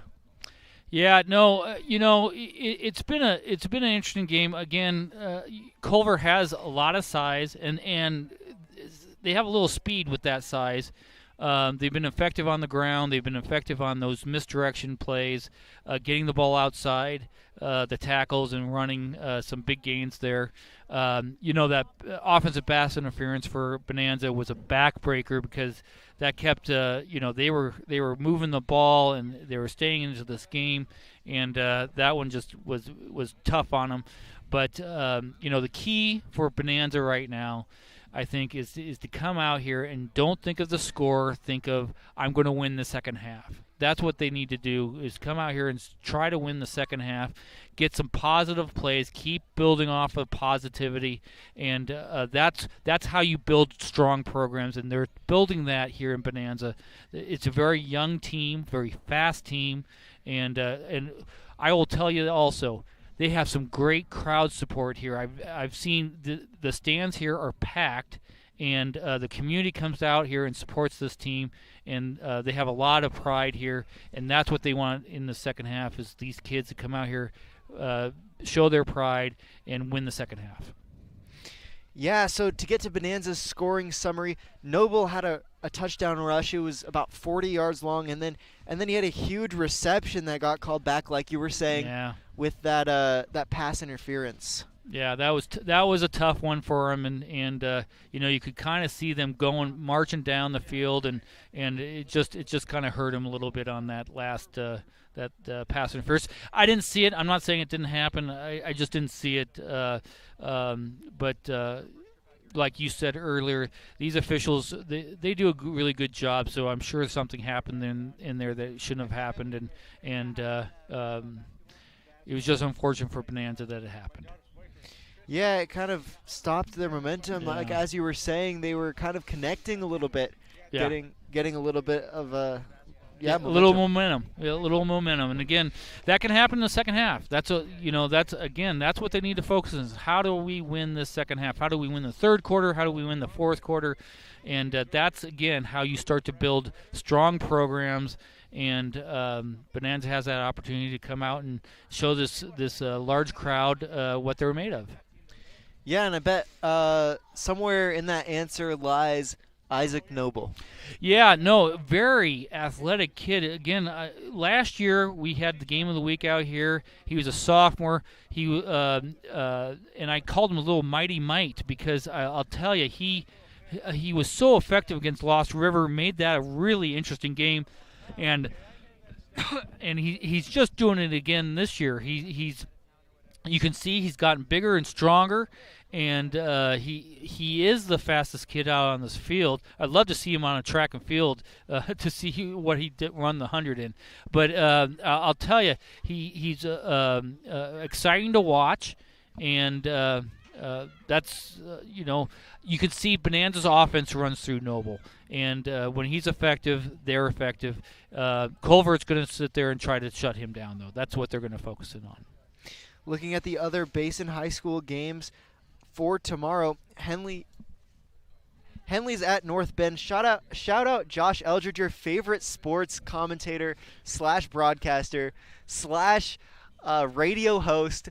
He is a man of all trades, and he's traveling out there a long road trip there for the Henley boys and Josh Eldridge, as he's going to be covering it from the coast at North Bend. Tune in at 7 o'clock on mybasin.com or on 104.3 and 960 Sports to hear him commentate Henley football. He's only going there because it's warmer. That's the only reason why he's going out to the coast. Man, I cannot blame him. My fingers are having a hard time working this computer. Yeah, no, that's going to be a good game, and thank you, Josh, for going out there and announcing that game, because giving the fans back here in Klamath an opportunity to hear what's going on. Yeah, we appreciate you working the camera, getting me some reps. All right, we'll be back with more of the Harbor Isles Tennis and Fitness Club halftime show here on KAGO News Talk and mybasin.com. What are the best words you can hear tonight? Order ready for Susan. And if you hear those words at Abby's, you know it's going to be a legendary meal. Your pizza is loaded with toppings to the edge, premium ingredients, and real cheese. Yeah, baby. Gather with friends, play some video games, and watch the big game on TV. That's made Abby's a legendary pizza tradition for generations. And when you're ready to hear those magic words, Tom, your order's ready. You know where to go. You're always welcome at Abby's. As a parent of a high school athlete, I've given up trying to get pictures of my kid playing sports. It's nearly impossible to take pictures and enjoy the game. There is a solution, though. God's Gifts Photography attends high school sporting events in the Basin to take individual and team action photos at a great price. Search God's Gifts 2 on Facebook to learn more. They'll come and capture your athlete in action, creating those frameable lifelong memories so you can watch and just enjoy the moment. Call 541-281-2206 to get your athlete on their schedule. God's Gifts Photography. What are your goals? To get stronger, move better, feel healthier? Whatever you are aiming for, Harbor Isles is here to help you. They have brand new cardio and strength equipment. Harbor Isles offers indoor tennis courts, 4 indoor pickleball courts, energizing group classes, expert personal trainers, and a friendly, knowledgeable staff ready to guide you every step of the way. No matter what your goals are, Harbor Isles has everything you need to reach those goals. Stop by and see the difference for yourself. Harbor Isles, lose those reins and get your gains. It's time to reclaim your health and your autonomy. At Heartfelt OBGYN, they focus on you. Their evidence-based approach to care means fewer office visits and a targeted treatment plan to directly address your specific needs. They believe in solutions for their patients, not the industry's profit margin. The providers at Heartfelt OBGYN are committed to serving the community and giving back to the Basin. Find them at heartfeltobgyn.com. Heartfelt, because you deserve to be in control of your body and your informed choices.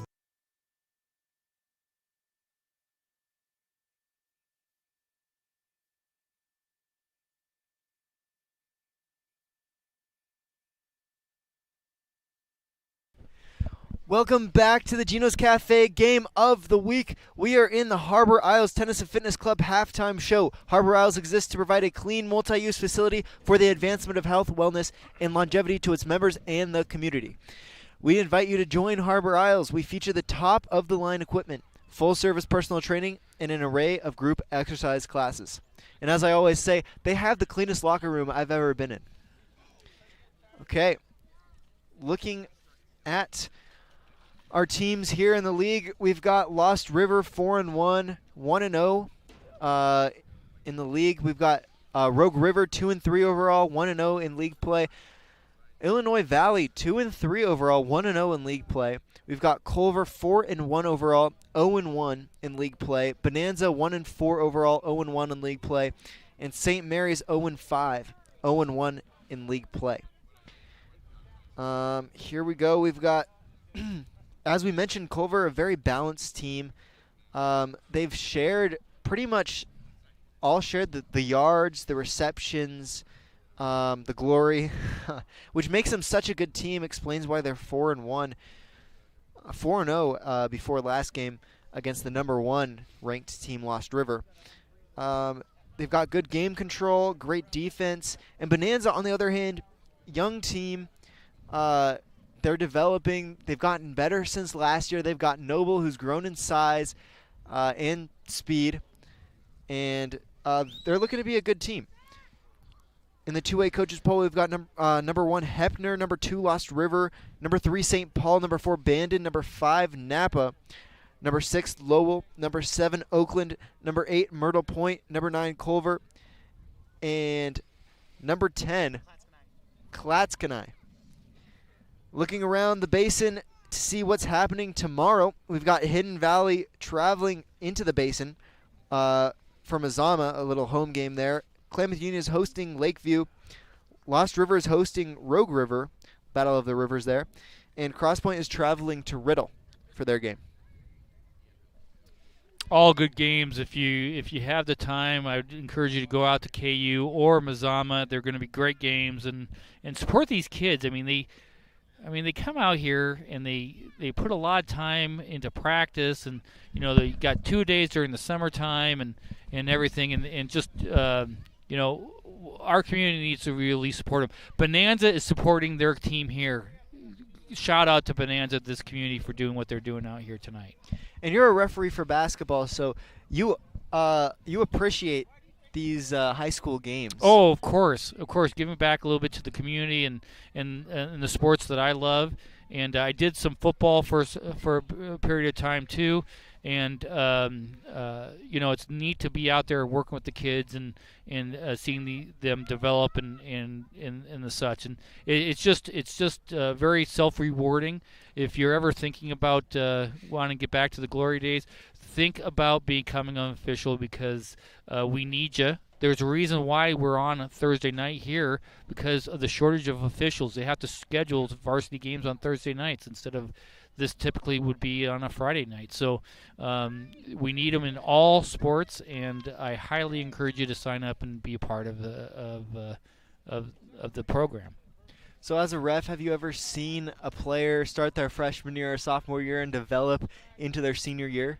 Oh yeah, most definitely. It's kind of you're focused in on the game that you're doing, but you do see individuals, and it's kind of neat when you see them as young as a freshman on their playing their freshman ball, and then all of a sudden a few years later they're starting on their varsity team, and they're doing an effective job, and I would tell you 99.9% of all these kids are very respectful, very coachable. They're great kids.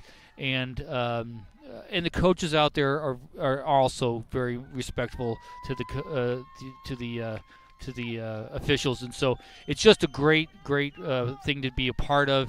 And like I said, I would highly encourage you to get involved if you have the opportunity to do it. Well, we appreciate you, Todd.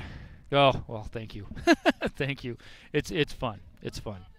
All right, we'll be back with more Harbor Isles Tennis and Fitness Club halftime show after a quick break here on mybasin.com, KAGO, and News Talk. Introducing Smith Bates Marcom Solutions, your trusted partner in marketing and communication. We specialize in crafting compelling campaigns, eye-catching graphics, and impactful branding materials. Smith Bates is like working with dependable friends. They always help us build our professional image. Through the innovative strategies that the team at Smith Bates suggested, we've been able to give the brand at Calor the boost that it desperately needed. Unlock your potential with Smith Bates Marcom Solutions. Hey, I'm Jason with Elevate Physical Therapy, Fitness and Performance. Thanks for joining us. Elevate started in 2020 as a dream. I wanted to open up a clinic of my own, really had a heart and a passion to treat athletes of all ages, and got the opportunity to do it. And wow, this is what's happened. One of the best parts of this job is that we get to work with all the student athletes on field, at their contests, at their games, all around the county. Specifically when you're working with dancers, right, we've got like particular ways of movement that we don't want to necessarily correct, because dancers have a very specific way of moving that's important for their athletic performance. At Elevate, we're here to get you moving and keep you moving, no matter if you're 8 or you're 80. Feel free to give us a call at 541-887-2030. What are your goals? To get stronger, move better, feel healthier? Whatever you are aiming for, Harbor Isles is here to help you. They have brand new cardio and strength equipment. Harbor Isles offers indoor tennis courts, 4 indoor pickleball courts, energizing group classes, expert personal trainers, and a friendly, knowledgeable staff ready to guide you every step of the way. No matter what your goals are, Harbor Isles has everything you need to reach those goals. Stop by and see the difference for yourself. Harbor Isles, lose those reins and get your gains.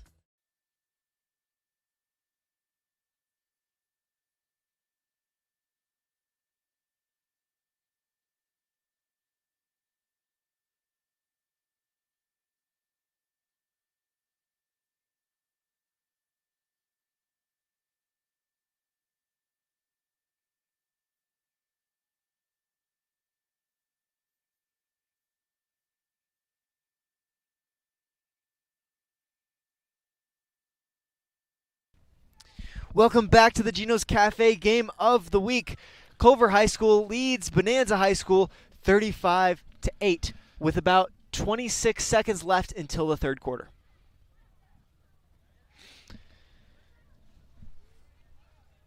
Okay, both teams are taking the field. Culver is set to receive as they deferred in the first half. All right, here's the time to set the tone for the second half. Make a strong hit. Yeah, they're not too far gone. They've still got it's still recoverable. Yeah, well, I don't think you concentrate on that. I think you just concentrate each play and making each play positive. And more positive plays over and over and over again will lead to good results. And what happens, happens. Okay, Hunter. This is the top opportunity for the first play to be positive. Hunter Mullet kicks it off for the Antlers. That's fielded by number 8, Noah Corey, for the Bulldogs. So they'll have it around the 38-yard line, and good field position to start this drive. Good field position. It was a good kick, and they only really got about 4 or 5 yards on the return. Good coverage by Bonanza on that one too. So now let's get this defense to set the tone and get strong. Okay, Culver lines up. They'll hand that one off. Excuse me. They'll hand that one off to number 2, Cap Novelli. Picks up around 7 yards on the play. 2nd and 3 for the Bulldogs. Yeah, and again, that's that misdirection that they're doing. You know, looks like they're going right, and then they go left, and it kind of makes the linebackers and the backfield, defensive backfield, hesitate a little bit, and that's why they're picking up those gains. Middleton lining up under center. 2 men in the backfield. Those are backs for the Bulldogs. They'll hand it up in the middle. That's Novelli again on the carry. They'll say that he got the first down on forward progress. Yeah, no, hard runner. I mean, he took the ball and went straight for that hole with an attitude, and that's how he got his first down. Okay, 1st and 10 for the Bulldogs at around the 46-yard line into Antler territory. They've got 11 minutes and 5 seconds left on the clock. They lead 35-8 here in this third quarter. They line up with a receiver out wide to the left, Middleton under center. They'll hand that one off. This time it's to number 8, Corey, who finds a big hole, breaks it to the left sideline, up to the 10, fumbles it, falls on it, and they'll have that ball at the 5-yard line. Yeah, big hole there on the left-hand side, and there, wasn't any misdirection or anything. He just took that and ran through that hole, and he popped out and used his speed, and that got him a big gain. Got a hold on that ball at the end though, but he was luckily able to recover it for him. So 1st and goal, about 7 yards to the goal line for Culver, and they'll line up with Worley out wide to the right. They've got 2 men in the backfield to accompany Middleton. The ball is snapped, handed off up the middle. Shoulders a guy into the end zone. They'll punch it in. That's another score for Culver. Yeah, that's that, end around. The tight end kind of does like a pulling guard, and he just takes the ball from the quarterback, and there's a hole sitting there for him, and very effective play. Culver has only run about 4 or 5 different plays. They kind of flip them to the other side, but the running is very simplistic in some respects, but very effective. So Culver now leads 41-8 with 10 minutes and 9 seconds. The PAT is through, making it 42-8 here in the third quarter with 10 minutes and 9 seconds left. We'll be right back with more third quarter action here on News Talk KAGO and mybasin.com.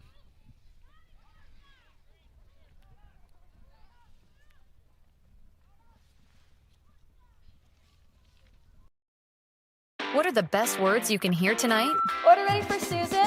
And if you hear those words at Abby's, you know it's going to be a legendary meal. Your pizza is loaded with toppings to the edge, premium ingredients, and real cheese. Yeah, baby. Gather with friends, play some video games, and watch the big game on TV. That's made Abby's a legendary pizza tradition for generations. And when you're ready to hear those magic words, Tom, your order's ready. You know where to go. You're always welcome at Abby's.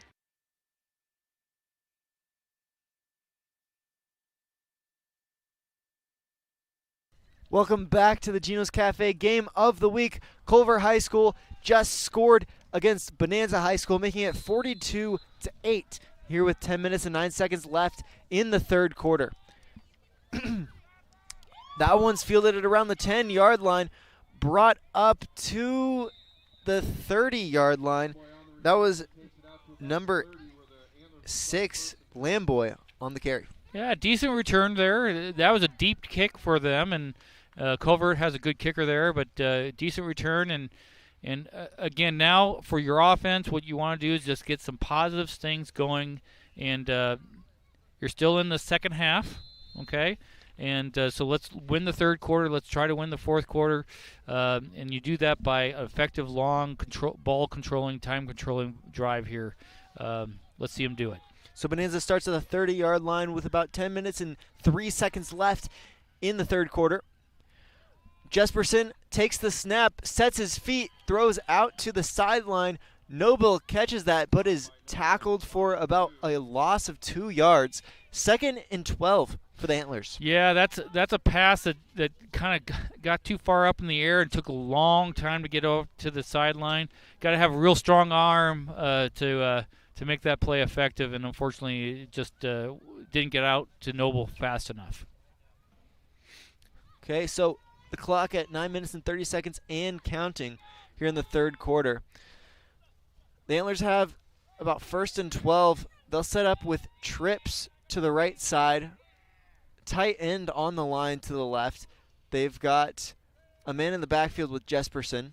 Jesperson goes back to pass, sets his feet, throws long.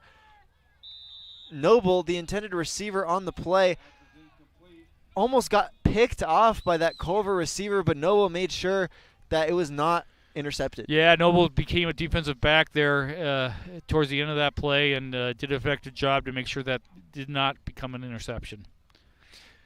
Okay, so 3rd and 12. Bonanza's third play of the drive with 9 minutes and 8 seconds left here in this third quarter. They line up with a man out wide to the right, a man out wide to the left. Jesperson sets his feet. Ooh. Oh, throws the ball. Looks like a big horse collar.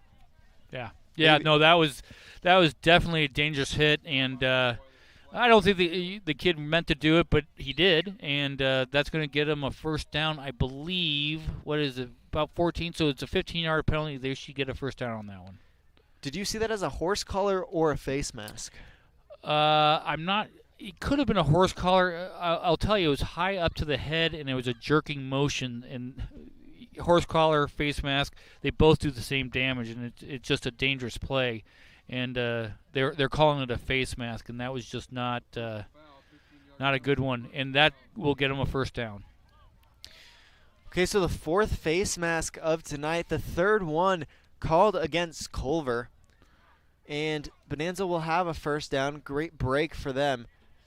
Dangerous tackle. Yeah, that's really, you don't want to see that jerking like that, and that could have been really bad. Luckily, no one got hurt. Jesperson takes the snap, sets his feet, throws over the middle to Nice! Noble. It's caught. There's separation. No one can get him. Touchdown, Bonanza. What a play for Bonanza. That was a great catch because that was kind of over his shoulder, and that was a very difficult catch to make. But once he caught it in stride, and then boom, there was no catching Noble on that one. Again, he is definitely the fastest kid on this field, and he showed it there. What a play for Bonanza to gain the momentum back. 42-14. I assume they're going to go for the 2 points on this one, but this makes up for that offensive pass interference call back there. Yeah. That one, Grandma, you might want to go get another Coke. Because he deserved that one on that one, definitely. So about a 50-yard touchdown, maybe more for Noble. They go for the 2 points on this play, and they don't quite make it. Tackled about 2 yards short of the 2-yard conversion there. They've been very effective putting Noble out in the pass patterns tonight, and that's where he's gaining most of his yards. He's not getting them so much on the rushing, but he's doing very effective in the passing, and let's see more of that in the second half. Okay, so Culver High School leads Bonanza High School 42-14. We'll be back with more third quarter action here on News Talk KAGO and MyBasin.com. Pacific Power works day in and day out to power our communities because we know our neighbors rely on us. We're trimming and clearing branches around poles and lines, protecting our system, and giving you real-time updates when storms roll in. You can count on us in all seasons. 24/7, we're here for you. Powering your greatness.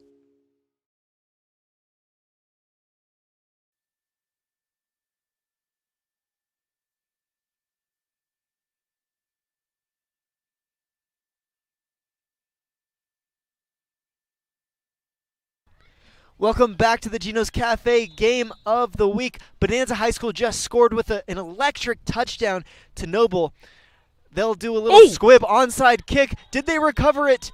It looks like they did. Bonanza has the ball with 8 minutes and 42 seconds left in the third quarter. They just scored, got their onside kick. They'll start at around midfield. Great play overall for Bonanza. Nice job. Keep the momentum going. You want your offense staying out on that field.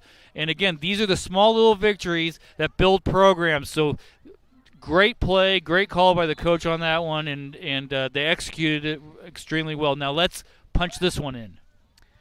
Heck yeah. So with 8 minutes and 42 seconds left, they get it at around the 48-yard line. Jesperson in shotgun, goes back, sets his feet, throws. Tipped by Culver, caught off the tip. He's going up to the 30-yard line. Big gain of about 20 yards for Bonanza. That was Number 6, Dominic Lamboy. Great focus by him because that ball looked like it was going to be intercepted going the other way, but the ball ended up getting tipped out above him. He stayed focused, caught the ball with his hands, and then made a great athletic move up the field for 20-plus yards. Crazy play there. That's a Sports Center top 10 right there. Yeah. Off the tip. So Bonanza will line up with a receiver out wide to either side. Jesperson sets his feet, floats one up there. That one's caught by Noble. Caught by both Noble and the defender. It looks like they're still wrestling over the ball even after the whistle. That's going to be considered a tie goes to the offense. That's going to be considered an offensive completion. And nice job, another first down. He went up there and took that ball. You know what? That's an attitude catch there. That is, no one is taking that ball away from me. I'm going to go up there and get it because that could have gone either way. And he said, no, that's mine. Yeah, if I want to be any quarterback in the Basin right now, I want to be Jesperson. He's got Noble. He can throw a 50-50 ball every time, and Noble will go up there and get it. He does. He's hungry for that ball. Okay, so the Antlers line up with a receiver out wide to either side. Jesperson receives the snap in shotgun, fires over the middle. This one's caught. That's Lamboy within the 10-yard line. That's going to be first and goal for the Antlers. You know, that's one of the hardest catches to do in high school is a in the middle where there's a lot of traffic because sometimes you get yourself popped. I have when I was a kid, and but he's had great concentration, caught it with his hands, and then made a great athletic move up the field with it. Yeah, I've heard those called hospital passes before. Yeah, big time. They can hurt. They send Lamboy in motion. Direct snap this time to Noble. He's wrapped up and slammed to the ground by number 73 on Culver. Tough play. That was number 73, Dalton Taylor. 6'3", 240 pounds. Yeah, no, he's a hard one to handle. What I love what's going on right now, we talked about at halftime, is win the second half, win the third quarter, and guess what? The crowd is starting to kind of get into this one a little bit. You kind of hear them yelling a little bit more. The pride of Bonanza is showing through right now. Yeah, and it's fun to watch, too, as someone who's not from Bonanza. Yep, exactly. They'll hand that one up the middle. That was Noble. And did they get the first down? It's going to be close. Oh. No, they got a first down. They'll say they did. Yep. First and goal, Bonanza. First and goal, yep, that's right. Now let's get this one punched in there. All right, 6 minutes and 27 seconds and counting left in the third quarter. Bonanza has it first and goal. What a turn of events. We'll see if they can make it 2 in a row. Yeah, most definitely. Jesperson lines up under center this time, hands that one off to Lamboy. He's wrapped up at the line of scrimmage and taken down. There were 2 men on that tackle for Culver. Yeah, it's a short game, but still that could set up something to the outside, and you got 4 downs to get this one in. So, yeah, as a team that goes for it on 4th down with 60 yards left to the end zone, I'm sure they'll go for it with 6 yards left to the end zone. Yeah, one would think. Jesperson lines up under center. Oh, nice. Oh. Rolls out to pass, gets tackled in his throwing motion. That was a great play by number 22 from Culver, Bryce Cunningham. Yeah, well-designed play because that receiver was breaking open out there in the flat. He just couldn't set his feet to make the throw because the defensive line just got great penetration on that one. 3rd down. So this will be their 6th play of the drive. They started at around 48-yard line in their own territory. And what a drive it has been. 2 first downs. Now it's 3rd and goal within the 10-yard line. Yeah, it looks like they're going to call a timeout, Bonanza, to study this one. It's important to get this one in if they can. So a lot of positivity is happening right now in the second half for Bonanza, and they want to keep that going. Okay, thank you for our sponsor who sponsors our scoreboard. That's Elevate physical therapy, fitness, and performance. Elevate uses a modern and research-backed approach to physical therapy to ensure you see both a reduction in pain and enhanced mobility, getting you back to peak levels of optimal health and wellness. Treating athletes of all ages since 2020. Well, now that it's getting colder, I could really use some hot pizza from Abby's Legendary Pizza. Abby's Legendary Pizza. Looking for a great place to eat? Head to one of Abby's Legendary Pizza locations for some of the best pizza in the Klamath Basin. 1919 Austin Street or 2226 Shallock Street near OIT. Abby's Legendary Pizza, a proud supporter of high school sports. Yeah, I'll tell you, it's worth the drive after this game to go get some Abby's Pizza. Oh, heck yeah. All right. The temperature, as I just said, it's down to around 50 degrees right now. This is true dedication from the Bonanza fans to be in the stands like this. It's colder than 50. Jesperson snaps the ball, sets his feet to throw, throws an interception on the goal line. Noble, that's Lamboy, tries to stop any forward progress. They'll get it around the 1 yard line, and Culver will have about 99 yards to go till they can get it was there. a short. He short threw that ball. Unfortunately, the cornerback undercut it and got an interception. The only good part about it is he gained his possession at the 1 yard line, and that's where the tackle occurred. So the momentum didn't take him into the end zone, so he stays at the 1 yard line, which sets up a safety for the Bonanza defense. Which could be another positive and by the way, that was a good call by that official. He saw where the momentum stopped and the tackle occurred. Even though the tackle occurred in the end zone, that's the possession starts at the 1. Culver, big hole up the middle, still running down to the 15-yard line. They'll get out of safety territory, safety danger. Yeah. No, that was an effective run, probably about a 17-yard gain there. Again, it's real simple, but they do it very effective. That's right off guard. They do a couple of misdirections, and they do some tight ends sweeps, but they're very effective on the running game. Great offensive line. I mean, it's hard to debate that. So Culver will snap the ball. That's handed off to number 9. Wow, what an effort by Noble to hang on to his jersey and finally wrap him up before he's able to get that first down. Yeah, really, Bonanza kind of got lucky on that one because they didn't cover the receiver on the left-hand side. They handed it off the ball, who broke it to that side, and there was no outside contain. So that's why they got the gain out there. I don't know if they didn't have enough players on the field, but that receiver was wide open by himself. Okay, so Culver will actually get the first down. First down at around the 30-yard line. They'll hand that one off. Up the middle. Gain of about 11 yards. First down again for Culver. Yeah, that's that little tight end sweep, and they run it very effective. Yeah, great couple of plays from Culver to get from the 1 yard line to the 40-yard line, excuse me. They've done it in about 3 plays. Yeah. Yep. Okay, so Culver at the 41-yard line. First and 10. Middleton will line up under center. Hand that one off up the middle, wrapped up at the line of scrimmage. Maybe a gain of a couple feet. Yeah, nice job by 74 there. Getting off his block, and then that run came right into him and made a solid tackle. Good job.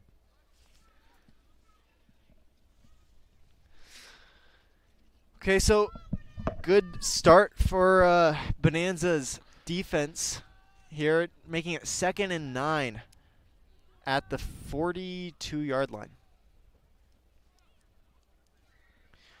Culver lines up with a receiver out wide to the right, running kind of a T formation out of the backfield.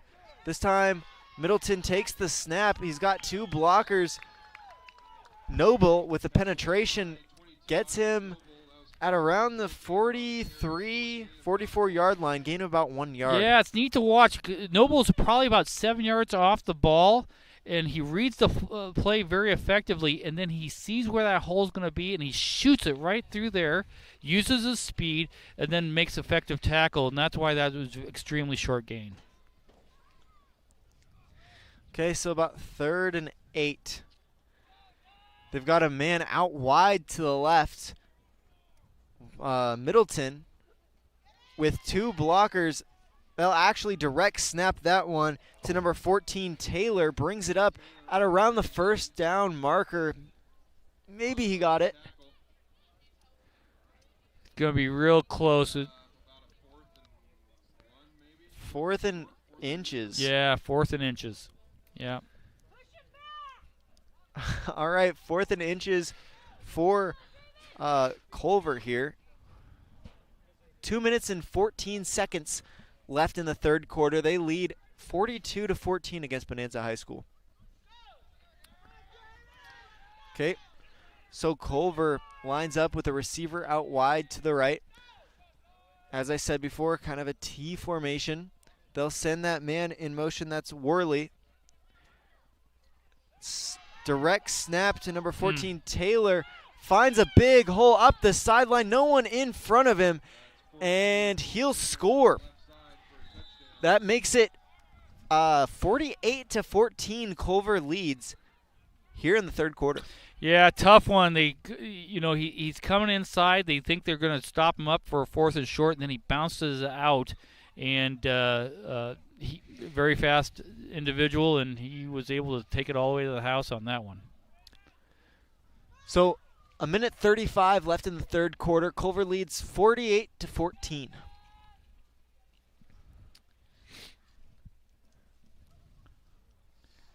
They will set up to kick the PAT.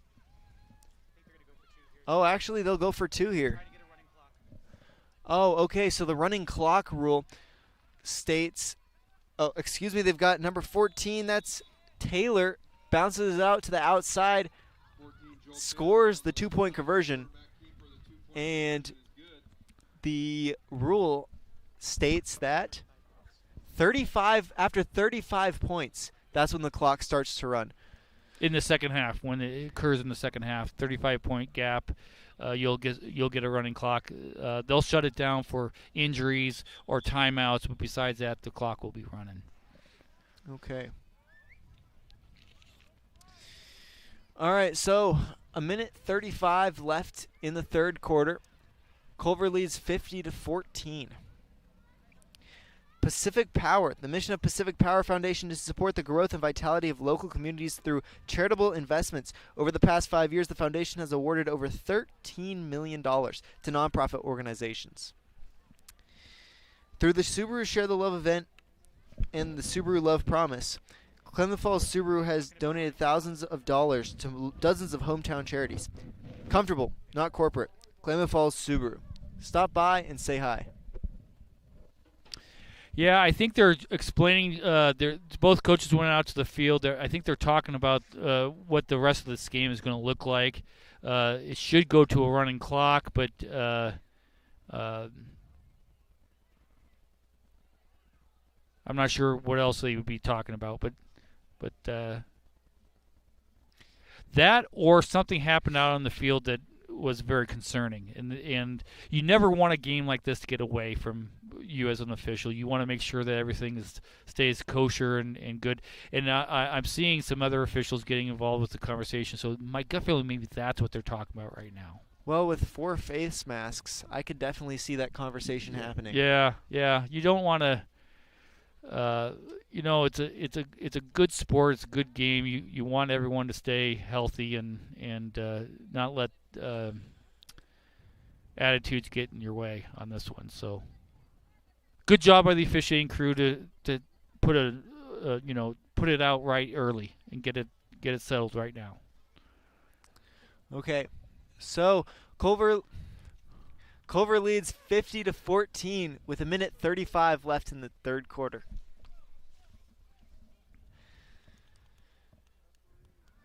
Culver will take the field to kick it off. Bonanza taking the field to receive it. Back to receive is Noble and Lamboy for Bonanza. To kick it off for Culver is Cap Novelli. And Cap Novelli, he's been a great PAT kicker so far. He's been 5 for 5 this game. That one is kicked high and looping, brought up to around the 42-yard line. Good return. Yeah, great field position to start this drive out for Bonanza. So starting at around the 42-yard line, Bonanza will have decent field position to start this drive with 1 minute and 12 seconds left in the third quarter and running. So as we mentioned, a running clock. This last quarter will probably go a lot quicker than the rest of the game has. Yeah, most definitely. Okay, here we go. Jesperson lines up in shotgun, takes the snap. It's that screen play that we were so happy about, and they're not able to complete that one either. Yeah, I think that was good that they didn't complete that one, though, because Culver's starting to read it a little bit, and there was one or two defensive players sitting right next to the receiver there. So fortunate to get that not intercepted or actually just an incomplete pass. They missed their chance, huh? Yeah, I think they set them up earlier in the game, and they're starting to read it now. I see a couple of cars behind me with their heaters turned up full blast. Yeah. Just watching this game. Yep. Can't say that I blame them. Okay, Bonanza lines up in shotgun. They send a man in motion. End of the third quarter happens before they're able to get the play off. We'll be right back with more fourth quarter action here on KAGO News Talk and mybasin.com.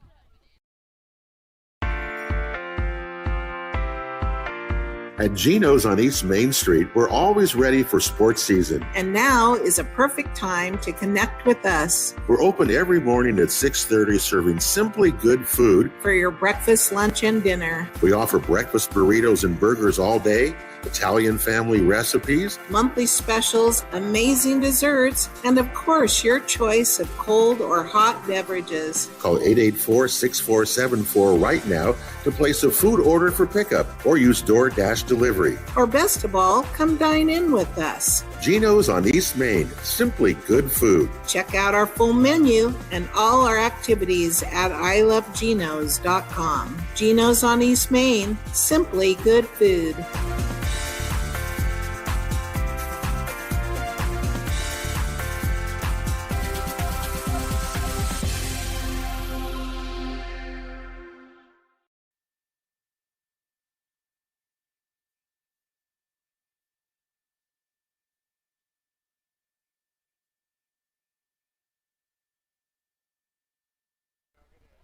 Welcome back to the Gino's Cafe Game of the Week. Bonanza takes the field. Jesperson will set his feet and throw. Just overthrown is Isaac Noble, and there's a flag on the play. Yeah, that's definitely going to be pass interference. He held him a little bit on that route, and that'll be 15 yards, first down. If I'm Culver, I can't imagine a reason why I would want to hold or get a pass interference on that play. Well, honestly, he was going to be beat. I think that hold saved a touchdown because, and right. Some coaches teach that way.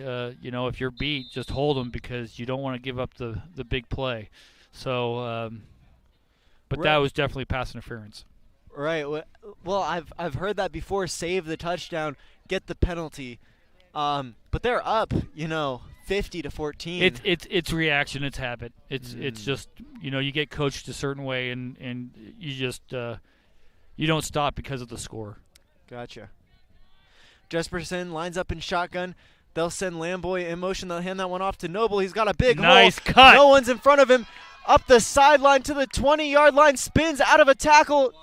This time he's brought down by two men at the 18-yard line. Big break for Bonanza. Yeah, got up the field about 5 yards and then saw a lane to the outside, made a great strong cut, and took it for another 20, 30 yards on that one. Great individual run. great hole that the Bonanza offensive line created. Yeah, I know that was great play from Bonanza all around there. They've got a running clock, so let me just explain the running clock rules a little bit to you. So once they're up by 35, then the running clock comes into play, and if they score, it doesn't take the running clock away. It'll just keep going all game. Yeah, once it's implemented, it just keeps going. Jesperson hands it off to Noble, who evades a tackle and then gets swallowed up for a loss of about a foot. Yeah, I would say just no gain. No gain. Yeah. All right, this is the 6th play of the drive. Culver leads 50-14 with 9 minutes and 56 seconds left on the clock. The Antlers retake the field. Line up with a man on either side out wide. Jesperson sends a man in motion. Sets his feet, lobs one up. This time it's broken up by number 1 on Culver. That is Isaiah Middleton. Yeah, that was a good defensive play by him. Because if he doesn't tip that ball, I think that's completed for a touchdown. So good play by him. Close one in. Yeah, well, we saw that happen, just like the over-the-shoulder loft pass. Break it big for a touchdown earlier from Bonanza. So yeah. Good defense. The Antlers line up with a man out wide on either side. Jesperson goes back to pass. He feels pressure, 3 men in his face, and that one's incomplete. Yeah, that was they were trying to set up another screen there. It just hasn't worked tonight for him. I think that defensive line is too big for the quarterback to see over, and he's just not able to find the receiver, unfortunately. Yeah, we've seen him throw a lot of 50-50 balls tonight. Yeah, that's been out there too. And they've worked a couple times when you've got receivers like Nobel and Lamboy that can haul in those passes. But I'll tell you. I mean, he'd be winning in Vegas right now with those 50-50s, with his receivers that he's got. Jesperson takes the snap. Oh, it's that screenplay that they do so well. This time it's brought up for a gain of about 5 yards. That's Noble with the catch and run. Yeah, unfortunately that was 4th down, and he got 5 of the 10 that he needed, and the ball's going to be turned over on downs. So Culver will pick up the ball at around the 17-yard line, and running clock, as we mentioned before, 7 minutes and 50 seconds left in the quarter. But again, we kind of talked about this a little bit at halftime. For Bonanza being a young team, that drive you can build off of as a coach. You can do some film study and show the positive things, and that's what you want to do with a young team like Bonanza. Yeah, Bonanza's looking really good for a young team. Yeah, most definitely, a bright future. Culver will hand that one off, and it looked like there was a fumble, but they jumped back on it. Okay, it's hard to see through the mass of bodies. Yeah. But as I was talking about, Bonanza, young team, impressive. They just some things just come with age. Yeah, Yeah, most definitely. And you run into the 7th-ranked team in the state. Their only loss is to the number 1 team in the state. So I mean, Culver has a very good program, and last year they were 10-1. So I mean, this is a great program, not just a great season, a great program that is developed here. Bonanza's holding their own here. They're doing a good job. Middleton takes the snap, hands that one off. Brought down at around the 17-yard line by Noble. Yeah, he's making a lot of tackles, and he's doing a great job. I'll tell you, he's going to be sore.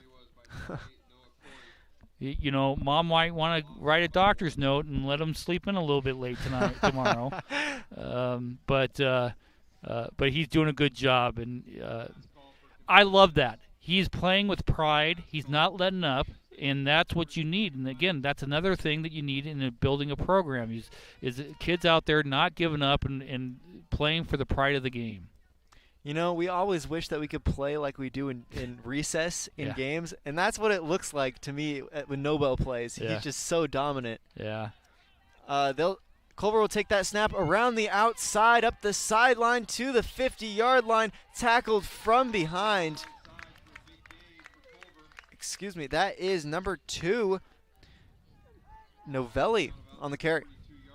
But again, you know, good, pursuit angles, you know, doing what you can to stop, you know, prior to the school, prior to the game, and that's what you want to see finishing this game for Bonanza right now.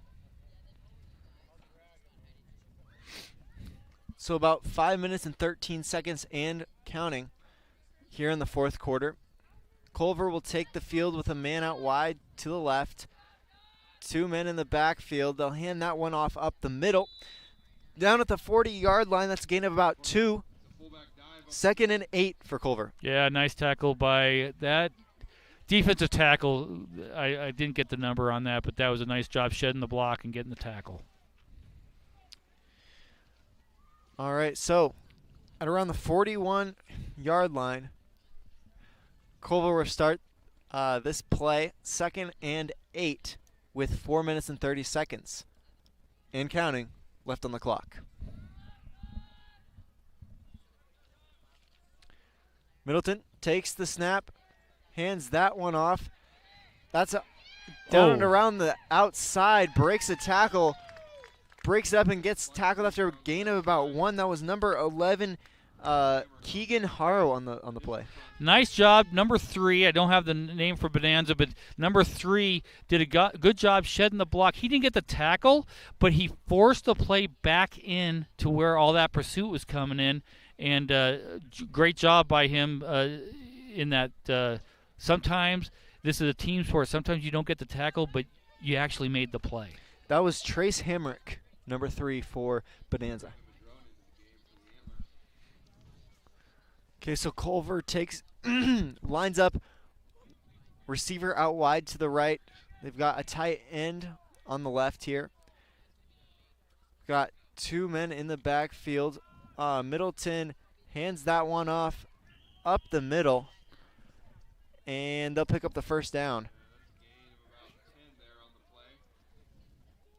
1st and 10 in Antler territory, leading 50-14 with 3 minutes and 10 seconds left on the clock.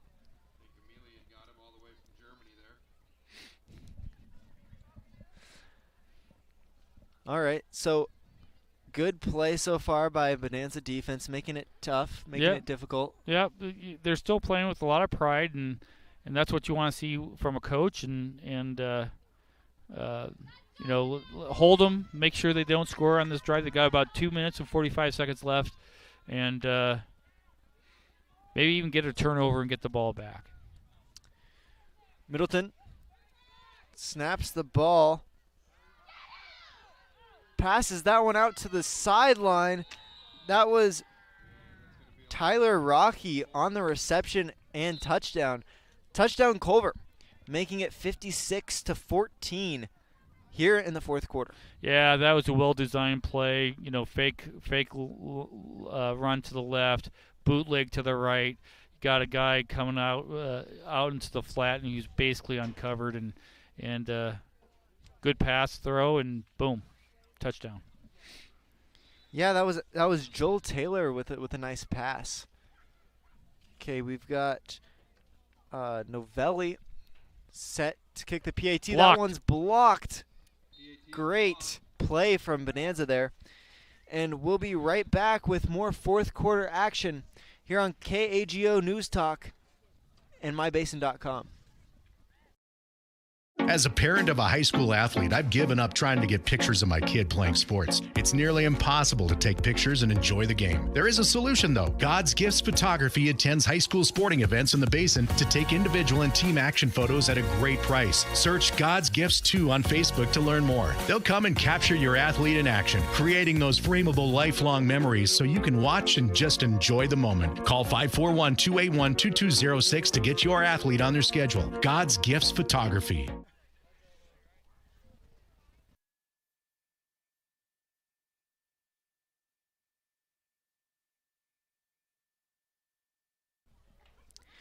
Welcome back to the Gino's Cafe Game of the Week here on News Talk KAGO and MyBasin.com.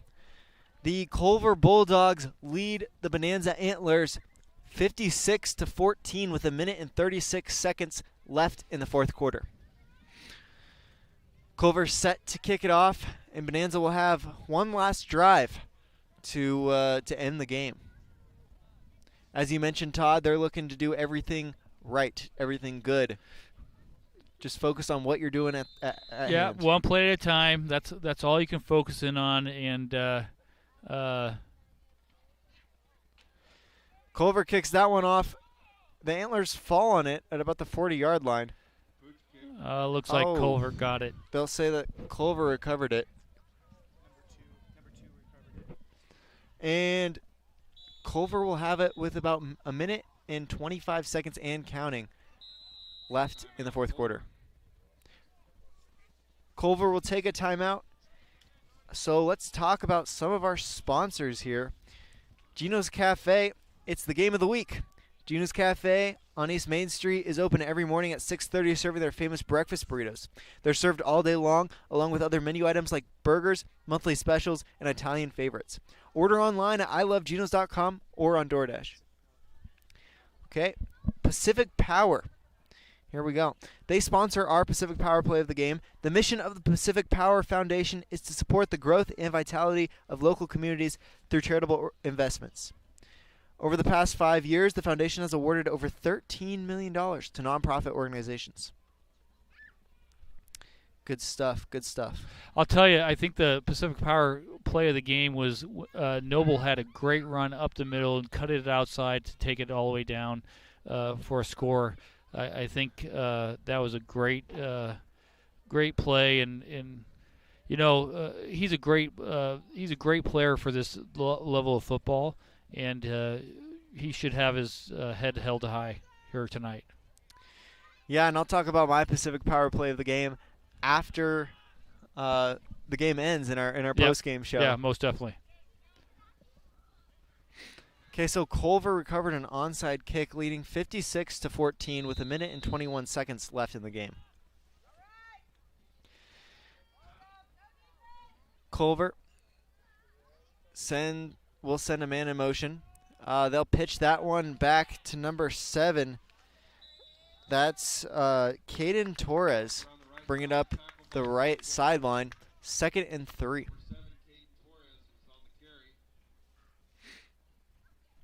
Okay, so the clock is still running down. We've got about a minute left, 59 seconds now. Culver at the 35-yard line, 2nd and 4. They'll hand that one off, and he's met by the lineman. Tackle for a loss. 39, 38, 37 seconds left in the game. They do not have to snap the ball again if they choose not to, but we'll see what they do. Well, they could have run victory formation in the last couple of plays as well. So 19 seconds, 18 seconds. Culver will line up in shotgun. T formation, receiver out wide to the right. Set his feet, throws deep, incomplete. 5, 4, 3, 2, 1. That's game, folks. Culver High School wins 56-14 here in the Gino's Cafe Game of the Week. We'll be right back with our post-game show here on KAGO News Talk and MyBasin.com. Introducing Smith Bates Marcom Solutions, your trusted partner in marketing and communication. We specialize in crafting compelling campaigns, eye-catching graphics, and impactful branding materials. Smith Bates is like working with dependable friends. They always help us build our professional image. Through the innovative strategies that the team at Smith Bates suggested, we've been able to give the brand at Calor the boost that it desperately needed. Unlock your potential with Smith Bates Marcom Solutions. Hey, I'm Jason with Elevate Physical Therapy, Fitness, and Performance. Thanks for joining us. Elevate started in 2020 As a dream, I wanted to open up a clinic of my own, really had a heart and a passion to treat athletes of all ages, and got the opportunity to do it. And wow, this is what's happened.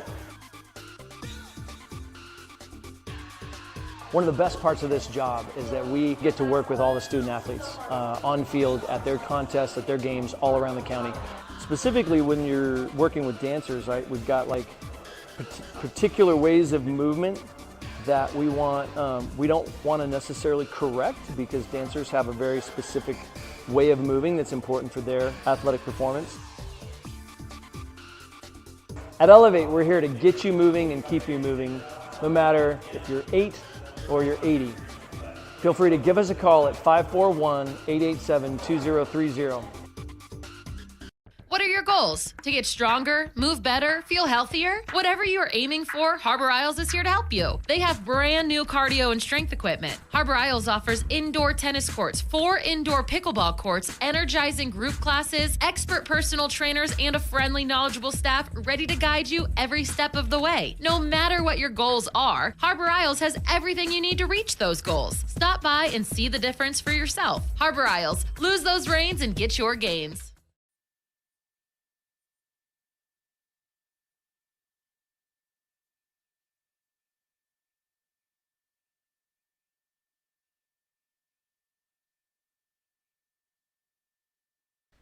Welcome back to the Gino's Cafe game of the week. Culver High School wins 56-14 over Bonanza High School. Yeah, again, Culver, they showed why they're ranked as where they're at in the state rankings. A very effective job. Very big team. Have some speed.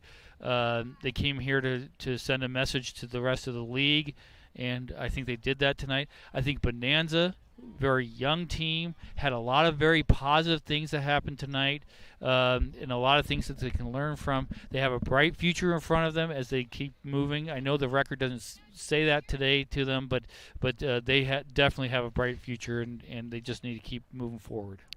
Yeah, we were going over this in game prep. We mentioned that Bonanza has 10 freshmen on their team. They only have 5 seniors. That's twice as many freshmen as seniors on their team. Yeah. They're a developing team.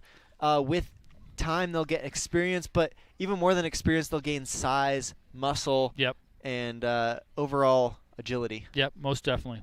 Keep it positive. That's what I say. Keep it positive. Okay, going over the scoring summary.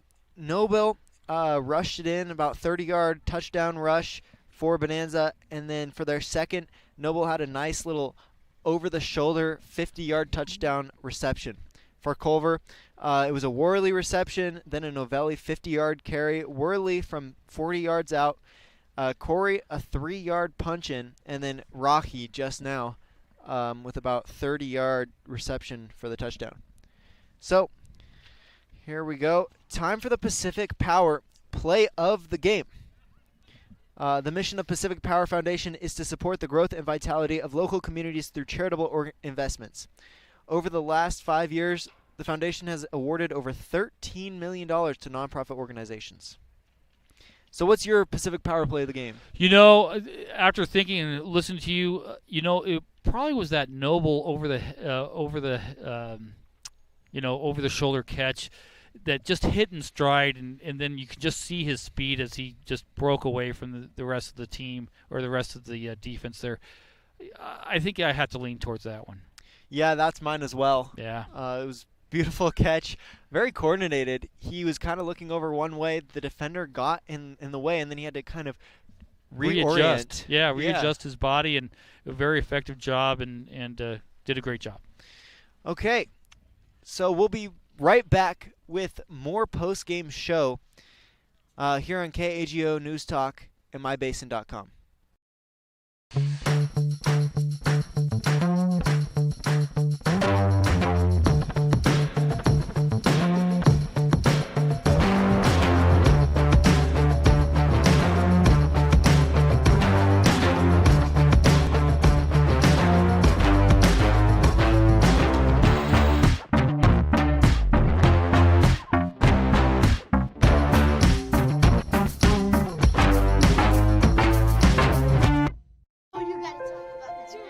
the innocence of youth. Is there anything any better? But soon they'll be in high school and facing all the same challenges you faced. How to make friends, how to fit in, how to be cool. We want our children to have everything they'll need to live fulfilling and productive lives. Make sure the kids in your family are among the more than 120,000 participants here in Oregon who take part in high school sports or activities. Pacific Power works day in and day out to power our communities because we know our neighbors rely on us. We're trimming and clearing branches around poles and lines, protecting our system, and giving you real-time updates when storms roll in. You can count on us in all seasons. 24/7, we're here for you. Powering your greatness. The cars we drive play an important part of our everyday. Whether we're going to work, dropping off the kids at school, or maybe even on that first date. Vehicles we drive play an important role in all of that. And that's why at Klamath Falls Subaru, we are so passionate about getting you the long-lasting vehicle that you will love. When you come to our store, you'll find that every department is dedicated to caring for our customers, which is why I can proudly send anyone here knowing that they will be treated like family. Stop by and say hi. When you come to Klamath Falls Subaru, you're coming home.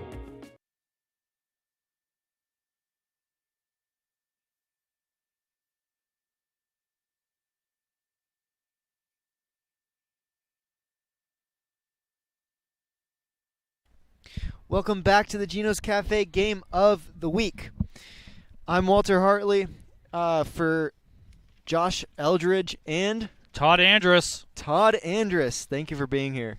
We really appreciate it. So for our team, good night. Thank you to Principal Jordan Osborne, Athletic Director Josh Crawford. He was gone, but thank you. He always supports us and is there for us. Thank you to head coach Kelly Greif and head coach Brian Silbernagel. Culver High School wins 56-14 over Bonanza High School.